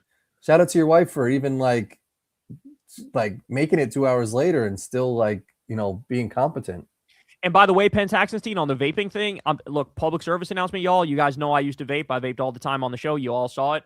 Got to quit that bitch, bro. Everybody's got to quit, because I just saw an article today that they proved it causes mouth cancer and lung cancer. Shit. So, yeah, you heard it. Yeah. Pentaxanstein, we need you around, bro. So yeah, like even if it's smooth vaping puff, cut that shit out. Quit, brother. It's worth it. And if you still want the nicotine buzz, that's totally fine. Just get the pouches. Get the pouches, because then at least you're not inhaling some shit. Facts. Thank you, though, bro. Appreciate you. Deathstroke, thanks for the $10. My cousin is a professor of sociology. He's filming a documentary on carbon capture here in Louisiana. The people on video truly believe it may be the issue that may primary Mike Johnson. Oh, interesting. That would be great. And to have carbon capture, a version of carbon capture is like necessary for humanity to survive. So I really hope that actually ends up working out. But appreciate you, bro. Sean Rush, thanks for the $5. Yo, been watching since middle school, just turned 26. Kyle, have you smelled Lattafa Eclair? Some white lady perfume, but can't lie, I use that shit. Bro, let me tell you something. Shout out to you, because people don't know, dog, like the way fragrances work, there's a bunch of fragrances that are masculine, a bunch that are feminine, and then a bunch that are unisex. Mm-hmm. And I also have one that's labeled as just a female one, but I use that bitch. That shit is not, it's also unisex, dog. So like I've always said, ladies deodorant, they sometimes have better scenting shit. So like you cross the lines on that. It takes a confident man to wear like a feminine scent and just rock that shit OD. Yeah. So I'm gonna look this one up because shout out to you. I find that awesome. Yeah, the one I have, man, Randy Savage in the default. He knows what's up. Yeah, the one I have is like, it's actually some like, I think it's some Chanel one. That's like a female Chanel one, but that shit just got something in it that's like unique, bro. I'm just like, this shit is great. Yep. RSN, thanks for the $5. Corin, how do you decide which food place to try, rate, and film? Do you have a spreadsheet, or is it just whatever is in the area you're in? I definitely don't have a spreadsheet. I sometimes will start out by looking up the Diners, Drive-Ins, and Dives, the old Guy Fieri show on the Food Network. He used to go to some bangers. So I would look that up and see if anything's around me, and I would try that if I'm out of state. If I'm in state and I just drive by a place that looks like an old, like kind of grimy hole-in-the-wall spot and it looks banging, I'll just try it. I was getting on the highway in Jersey the other day, and I saw like this old hot dog stand, and it looked like a fucking banger. It was just like a standalone place, not a chain, and I was like, that shit looked like it had some banging hot dogs. So I drove back around, went to it, and it had some banging-ass hot dogs. So all like, do the eye test, and if you see some shit that looks like it's got some grimy, like good ass food, go try that shit. That's what I do. Thanks. Yeah. By the way, let's rapid fire these bitches because we got 15 minutes left. Arshan, thanks for the $5. Apparently, Josh Hart and Landry Shamet are leftist. LOL. I know you're not on Instagram, but they frequently repost Breaking Points, Hassan, and Sam Cedar. Oh shit! Even Josh Hart does that? I don't know if Josh Hart does, because I saw him repost some Fox News shit one time. Oh, really? But I know Landry Shamet. You told me Landry Shamet posted some Breaking Point shit. So that's fucking Shamet, yes. But Hart, I'd be careful on, because I thought he posted some Fox News shit one time. And I think he's religious. So I'm not sure. But Landry for sure. Shout out to him. Jesus, shout out to you, man. What up with Gaddafi? I was young, but what was the rundown on the guy? Only story I know is all the female guards. Yeah, he was like this crazy, like eccentric dictator type, and he was trying to unify Africa. And like, because he was trying to unify Africa into one block, they viewed him as a threat to Western capital. So they regime changed him and killed him. Like that's the rub on him. He was sort of crazy, but they killed him because he was trying to unify Africa. Chicken Warrior, thanks for the $5. Did you see Nick Shirley's speech at CPAC? He literally seems like a special needs kid. Also, Erica might sue Druski for defamation. What a baby she is. So the Erica stuff, it looks like I've seen a lot of those tweets. It looks like it's fake, because then I go to her Twitter thing and I don't see anything of her actually saying anything about suing Druski. So I think that's fake. But the Nick Shirley thing I did see, and you're right, he literally is special needs. Like he's not. It's insane that this is the right wing's like #1 journalist. Like it just shows everything about how cooked the right wing is these days. Don't send any more super chats. We're gonna just get to the rest. Yeah. We're just gonna bang the rest of these out. Then we're gonna call tonight. But shout out, guys. But definitely don't send any more because we're running out of time here. Check you later. Thanks for the $5, Kyle. If ever, how soon do you think we'll get McDonald's blessing in the form of Trump stepping down from living? To put it like him. I think it's going to happen within a year. I really do. But that could be hopium. That could be copium. I could be wrong. So we'll find out together. E5ES, thanks for the $10. Hey, Kyle, love your work. Thoughts on Trump trade war being compared to Napoleon's France and the Iran war compared to the Soviet Union in Afghanistan? I think the second one there rings true to me. That what we're doing here is like the Soviet Union and Afghanistan leading to the collapse of their empire. For sure, there's already signs that this is like going to lead inevitably to the collapse of the American empire. So we're there, bro, for sure. Jesus, thanks again. You think the next Democratic president should call off all sanctions on Cuba and allow complete free trade with no tariffs? Absolutely, 100%. And issue a formal apology to them. That's what I would do. A good Karen, thanks for the $5. General strike on May 1st. Check out Indivisible 5051 Working Families Party DSA. Get involved in your local community and family. Shout out to you, a good Karen. We appreciate that, and I totally agree. Dan Wu, thanks for the $10. Big fan of secular talk. Kyle, your communication style is quick and immediate. What's your philosophy in delivering political info to keep it compelling? I have one rule: tell the truth. And the rest of it is just like, let it rock out, vibe out, and just fucking like let it rip. You know what I'm saying? But I try to keep it entertaining. I feel like I have a short attention span, so that comes across in my communication style because I feel like I talk in a way that keeps myself interested too. Yep. So that's, I guess, like the secret is just get right to the point. Be brutal and quick. Some humor works too. True, but that's all inadvertent. I just like accidentally am funny sometimes. Razor Jams, thanks for the $10. Kyle, would you go back on the Deep Fat Fried podcast? Also, thoughts on accelerationism, and do you see Trump as a necessary evil to help speed up a progressive backlash/revolution? All right, so let's take this one by one. Would I go back on the Deep Fat Fried podcast? Yes, I'm friends with TJ Kirk. Love the guy. Love Paul. Love all of them. They're awesome. Thoughts on accelerationism? No, I don't think Trump is necessary to help speed up a progressive backlash and revolution, but it appears like something is snapping among the Democratic base where it's leading to more fight among Democrats that might help us sort of balance the scales out a little bit. So I'm not a believer in accelerationism, but it looks like this time in particular, the Democratic base is being radicalized in a way that perhaps it wasn't necessarily during the Bush years. So thanks. Cosmere Dragon, thanks for the $10. Do you remember that parody Bernie Sanders perfume ad from 6 years ago? Any chance y'all can watch and react live? It's less than a minute. Always gives me laughs. Potentially next week. That sounds like something we can do. I'll write it down. Bernie Sanders. Remember that Bernie Sanders perfume? I don't know that. It's like a parody thing. Oh. Jagger, thanks for the $5. I think leftists really overestimate how much people supposedly dislike billionaires. For fuck's sake, we elected the slimmest or slimiest billionaire twice. Yeah, but again, I think people are waking up. The massive income and wealth inequality, the billionaires have rigged the system and they're stealing all the money and ruining everybody's life. And when you see Elon Musk cutting pediatric cancer research and Meals on Wheels, and when you see the Epstein class literally raping kids, I think people had an awakening moment where they looked at this and said, oh, this is what class politics is about. They're raping kids, they're eating kids, they're stealing all the money, they're ruining our lives quite literally, and now it's more black and white than it's ever been before. So I think people do hate billionaires, which is why every poll shows like 80% or more of the people want to tax billionaires. Handle, thanks for the $10. $10 for Shino Numa. Yeah, shout out, man. That's old school. Adam Burton, thanks for the $10. Kyle, I don't know what I would do without your commentary. If the world ever goes dark, I'd still listen to your show on a solar-powered radio. Well, thanks, bro. If the world ever goes dark, I might try to find a way to do like a pirate radio show so we could all stay in touch. Jack Magnier, thanks for the $6. Kyle, why do you avoid politics topics with relatives? You have good points with ability to persuade. Is it a work-life balance for you? Maybe a little bit of that, but it's also a little bit of like know my battles and pick my battles. And like, I know how stubborn my family can be. I know that many of them are like dyed in the wool on the right. And so it's just like, I'm not going to waste my fucking breath. You know what I'm saying? Like, you're not going to budge an inch. So what am I going to waste my breath for? Sometimes you just got to throw in the towel when it comes to certain individuals. AC Poll, thanks for the $5. Love the anti-mea culpa stance, Kyle. These freaks need to get it's not enough to condemn now, but condemn everything they excused that brought us here. Exactly right. Fuck the brosphere, man. They need to get their shit together and just basically fully apologize. Reflector, thanks for the $5. Amy Goodman's joy last Monday at Juan Gonzalez also being in the DN studio, Democracy Now! Studio for the first time in 6 years was magic. Any chance of either or both on KKF? Look, I certainly am a big fan of them. I love Amy Goodman. I love Juan Gonzalez, and for sure we would consider having them on. Chicken Warrior, thanks for the $5. Is it just me, or does it seem like regular conservatives are anti-human? Just talking to them, you get the weirdest vibe. Doctors need to study this. Yeah, I mean, that's what modern conservatism has become. It's become a death cult. It's very disturbing in every way. Like, they have, like, anti-morality in a sense. And I feel that, too, for sure. A good Karen, thanks again. Kyle, what do you think about the Lego propaganda Iran is putting out? Are you going to do a segment on it? I believe I had some of their propaganda videos in some of the segments I did.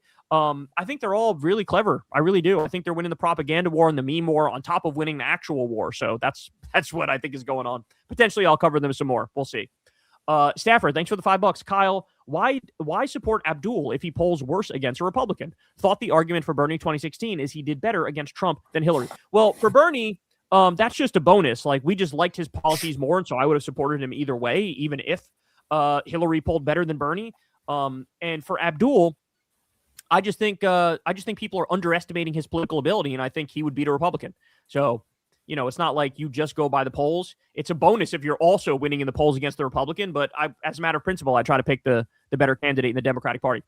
Jesus, thanks for the $10. In the primary, the clear leftist candidate needs to call Gavin and Kamala them out as weak, who will cozy up with genocide deniers, anti-gay, and Dick Cheney's daughter. I don't give a fuck about her name. Yeah, that's right, Liz Cheney. I agree. Yeah, that's a great way to frame it, and hopefully that does happen. Hopefully we have a leftist who gets in there and fucking just crushes from coast to coast. The Shoe Hanger, thanks for the $5. Got a hard disagree with y'all's take about American Chinese food versus real Chinese food. Chinese hot pot is life-changing. Never had it, so I can't comment on that. Same. Neither have I. American Chinese food's goated, though. TP Kennedy, thanks for the $5. Please get Mr. Beat on KKF. He's a big American history YouTuber. He's pretty outspoken against Trump and is a huge advocate for uncapping the House. Yeah, I saw him. He was doing our anti-war rally the other day, and he's a really cool guy. So for sure, we would do that. Stafford, thanks for the $5. Looking back, do you agree with John Edwards being canceled from society? I mean, I don't know if I'd agree with the wording there of canceled from society, but he certainly was a piece of shit. I mean, cheating on your wife when she has cancer is pretty low, you know? Chris Corcoran, thanks for the $5. I've seen fears online. Fetterman is a Chris Benoit waiting to happen with his broken ass brain and behavior. His wife and kid need to get away from him. You know, I totally fucking agree with you. Because that CTE led Chris Benoit to be like literally murderous and kill his family. And you sort of get that vibe from Fetterman that like he will either kill himself or his family or some random people. Like his brain damage has absolutely destroyed him. So yes, I would say get the fuck away if you're his family. I genuinely believe that. Jack Magnier, thanks for the $6. Kyle, what were your initial reactions election night 2024? You were so sure Kamala had it. Me too. And when was the last time you felt real hope with politics? I mean, shit, real hope. I mean, looking at Grant Plattner absolutely destroy fucking Mills. I feel like that's some hope. There's hope now. There's hope in a lot of places because the left is sort of rising. But to answer your question, I basically didn't believe it. I was like, this can't be real. That fucking Kamala lost. It felt like a nightmare. Look, to this day, I will still maintain, I still believe in Greg Palast theory. You go watch our podcast with him. I actually think Kamala did win, and this was basically stolen. I'm a 2024 election truther, if you want to know the honest answer. Nice. Trevor, thanks for the $10. Hey, Kyle, wanted to thank you for keeping me normal in high school. Laughed my ass off. Appreciate the work you put in and being a good male role model for guys who can be edgy but still care about others. Much love. Well, thank you, bro. I appreciate that. And it's nice for somebody to understand what you're doing, being edgy but also trying to be a decent person. Sometimes people conflate the edginess and think that automatically puts you in the bad person column. And thank you for understanding that's not the case. You can be edgy and be a good person. Shout out to you, bro. Appreciate you. The Driftless Bay, thanks for the $5. Kyle, every 10 seconds. Season 13, episode 9 of South Park. If you know, you know. Love you, homie. Never change. Well, shout out to you, bro. Appreciate that. I don't know which episode of South Park you're talking about, but I'm sure it's hilarious, whatever you're talking about. Francisca Calhoun, thanks for the $5. Culver's is totally Wisconsin. Just got to represent. Well, shout out Wisconsin, man. Good ass burger in Wisconsin is great. And Illinois too. They have it in Illinois also. All those cold ass places, they need that good ass burgers. That's what's up, man. Phil Gates, thanks for the $5. Shout out from Toronto. Sub to Secular Talk. 10 years. Broke my ribs 2 weeks ago and could not watch your videos because of how much I laugh. Oh, I'm sorry, bro. I'll try to reel it in with the comedy. That's kind of wild. I feel bad now. Yeah, rest up, bro. Yeah, rest up, bro. I hope you feel better. That's crazy. That's a terrible injury. Giants, thanks for the $5. Curious, does the next president have the authority to destroy Trump's stupid ballroom? I mean, what Trump has proven to us is that the president can do whatever the fuck the president wants. So if you're a Democrat and you get in there, you need to go hard as a motherfucker and just undo all this shit. Oh, I would piss on the fucking ashes and play the video of it. How about that? Thanks. Billy Britt, thanks for the $10. What do you guys think of the changes to the Artemis program and fast tracking the moon base plan? I have no idea what you're talking about, but it sounds stupid. It sounds not good to put a base on the moon or something. I don't know. It seems like some crazy ass Trump type shit.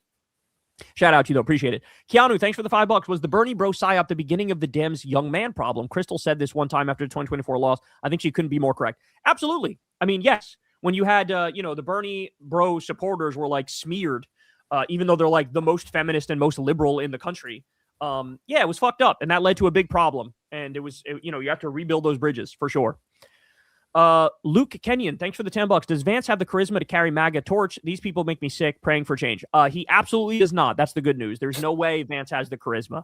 He's not going to become president on his own volition. He may become president because Trump dies, but that's a different story. Just look at that video of him in the donut shop. Oh, totally. David Ruiz, thanks for the $10. Surprised you haven't heard of Chad Bianco. I'm from Riverside, California. Shout out Dickie McGeezax, one of the representatives running for California governor. And if Dems don't get their shit together, he can win. Yeah, I saw that there's a big problem because some of the Republicans are leading because there's too many Dems in. So I hope a bunch of Dems drop out. It's sort of crazy. They need to drop out and endorse. Again, I think Tom Steyer is better than Swalwell personally. I'd vote for him over Swalwell. Death metal in your face. Thanks for the $5. We can't allow for the U.S. democracy to completely backslide. Just imagine how hopeless it would look if the U.S. fully backslides into dictatorship. I totally agree, man. And that's why we got to be out there protesting all the time. We got to fight back against this. The Democrats need to impeach. Like, we can't fucking let this guy go on. Like, we're flirting with nukes. We're flirting with end of the world type stuff now. So I really hope people wake the fuck up. And all right, we still got a lot. I don't think we can get to all of them. So I'm going to try and pick on some new people that haven't got their questions in. We'll do 10 more minutes. We'll do it till 11:30. We'll do that. Okay. Keanu, thanks for the $5. And the Oscar for the Idiot of the Year goes to, oh my God, it's tied between Bill Maher and Stephen A. Congrats to the winners and their loved ones. Yeah, man, they were fucking the worst the other day. Oh my God, I hated it so much. And I used to love both those guys.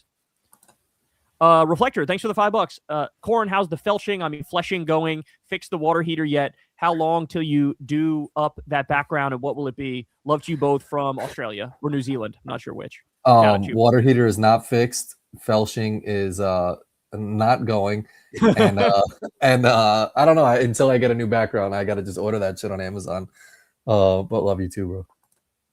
Keanu, thanks for the $5. Kyle, why attend No Kings after Kirk? Be safe, bro. Even though it's the right thing to do, it's not necessarily the safest. I don't know what I do in your shoes, to be honest. Yeah, I mean, that's been my thinking too. Kind of hide out a little bit. I am genuinely worried for my life because they're going after political commentators, which is literally exactly what I do.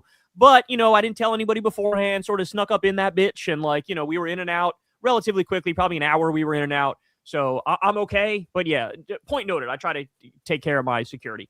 Stafford, thanks for the $5. I remember in 2008 when Limbaugh said support Romney because to him, McCain and Huckabee were too liberal. Oh my God.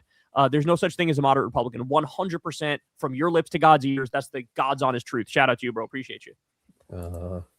Bumtickle, thanks for the $5. How do I quickly prove to my painters union brothers that Trump is not good for us? There are so many Trumpers in my union and I don't understand.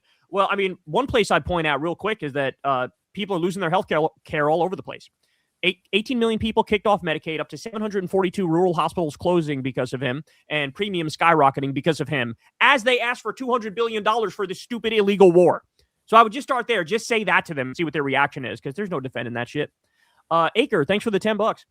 Salt Lake City is trying to block an ICE detention facility by restricting its water use during a drought. Do you see that as smart local residents or a slippery slope for how cities use policy? When it comes to ICE in particular, I see it as intelligent. But if it comes to anything else, then it would be a red flag. But for ICE, shit, throw the fucking kitchen sink at them, whatever you got. Araxo, thanks for the $10. Did you see Nick said you got no motion and that he's the voice of Gen Z? He said you show background is mid and Ryan Grimm. He said your show background is mid. Okay. And Ryan Grimm is a white race trader pushing JD for 2028. Joe Kent, Tucker theory. I don't know about that last part. I don't see how that fits, but to the rest of that, that's kind of funny. It's cool. I shit on Nick all the time, so have at it. He can come right back at me, but he's the white nationalist and I'm not. So I win. Sorry. The crazy Conrad, thanks for the $5. I'm scared how the U.S. military is letting AI in the military. What scares me is it gets control of nukes and uses it on us. I'm more worried about fucking Trump using nukes at the moment. But yes, to your point, yeah, they shouldn't have AI in the military, and Palantir should be pulled out of this bitch, root, stem, and branch. It's so out of hand right now with the sorts of people that are getting power. These are like the last people on earth who should have power. Akinawell, thanks for the $5. Mr. Beat for KKF, you covered his Rogan video a while back, and he's currently spearheading an attempt to expand the House. Yes, like I said, he was on the anti-war rally, and I like that guy. We definitely could reach out to him. Shout out to you, bro. Clifford, thanks for the $5. Regarding 25th Amendment, what happens if this depression and oil money drought hits Peter Thiel's money? I think tech losing will get cabinets to 25th. I don't know, man. We shall see. But like they said, I didn't know you had need 2/3 of the House also if Trump tries to override it, which he will. So I don't know. It gets a little complicated, but at the very least, they got to impeach this motherfucker and kick his ass to the curb, bro. This can't go on. He's got to be arrested. There's so many crimes. It's just a crime spree. Mohit, thanks for the $20. New business idea. Latinos Against Trump group gets a taco food truck and call it Trump Always Tacos or Trump Tacos and get the TFG pro-Trump, pro-MAGA voters to buy. All sales go to the group to help local Dem races and elections. That is a brilliant idea, Mohit. I love the creativity of that. Appreciate you, brother. Yeah. Hillary Bush, thanks for the $20. Hey, Kyle and Corin, I'm a huge fan. Never miss an episode. Thanks for everything you guys do. Loved your coverage of Emma's epic CNN SmackDown. Legendary. Yeah, that was incredible. Emma did a fantastic job. Everybody can check out that video if you haven't yet. Dealing with all those psycho CNN MAGA freaks is impossible, but she did a great job. Shout out to you, Hillary. Appreciate it. Seth Wade, thanks for the $5. Rural Missourian and 10-year subscriber here. Heard through the vine, Sam Graves got in a second fist fight with his brother, leading to the end of his run. You know who that is? Sam Graves? No. Yeah, I don't either. That's kind of crazy. But shout out to you, bro. Appreciate you. Also, Kyle, I know he's doing better, but real talk. Do you and Crystal have a pact that you won't go off on Sagar? LOL. Thanks for all you do. Well, I don't know. Crystal herself fights with Sagar all the time. Yeah, Kyle goes off on Sagar too. And sometimes it even gets heated. Me, I don't talk about him that much. Yeah. But, every now and then I've mentioned him or I've talked about him. But, I kind of leave it to my wife to handle him, and I think she does a pretty good job. I mean, she's moved him on a lot of shit these days because Trump is so horrific, and it's actually, working. So, if anything, you should be thanking Crystal for dragging this guy along with us. Anthony Grimo, thanks for the $5. Can we please start answering the question of whether Israel has a right to exist with the correct answer that no state has a right to exist? Well, I don't like that answer. I like more the answer of Israel has a right to exist with equal rights. That's all. That's all. There can be an Israel just with equal rights. It seems pretty simple. That's Zoran's answer. I kind of like that answer more, in my opinion. But I see where you're coming from. Jack Manger, thanks for the $6. Correction on my name is pronounced Magner. Okay, my bad. Magner. Also, my granddad's cousin is John Magner, a billionaire. Never met him. So much for generational wealth. Damn, that sucks. Have the same name as a billionaire and don't have shit to show for it. That's crazy. Yeah, it's kind of whack. I'll try to remember Magner. Kyle Kruger, thanks for the $5. I started watching Secular Talk because my name is Kyle too. This is my first Kyle and Corin, bro. I think you are a genius like me. Corin, you are very smart too. Well, thank you, Kyle. I appreciate that, and I love your first name.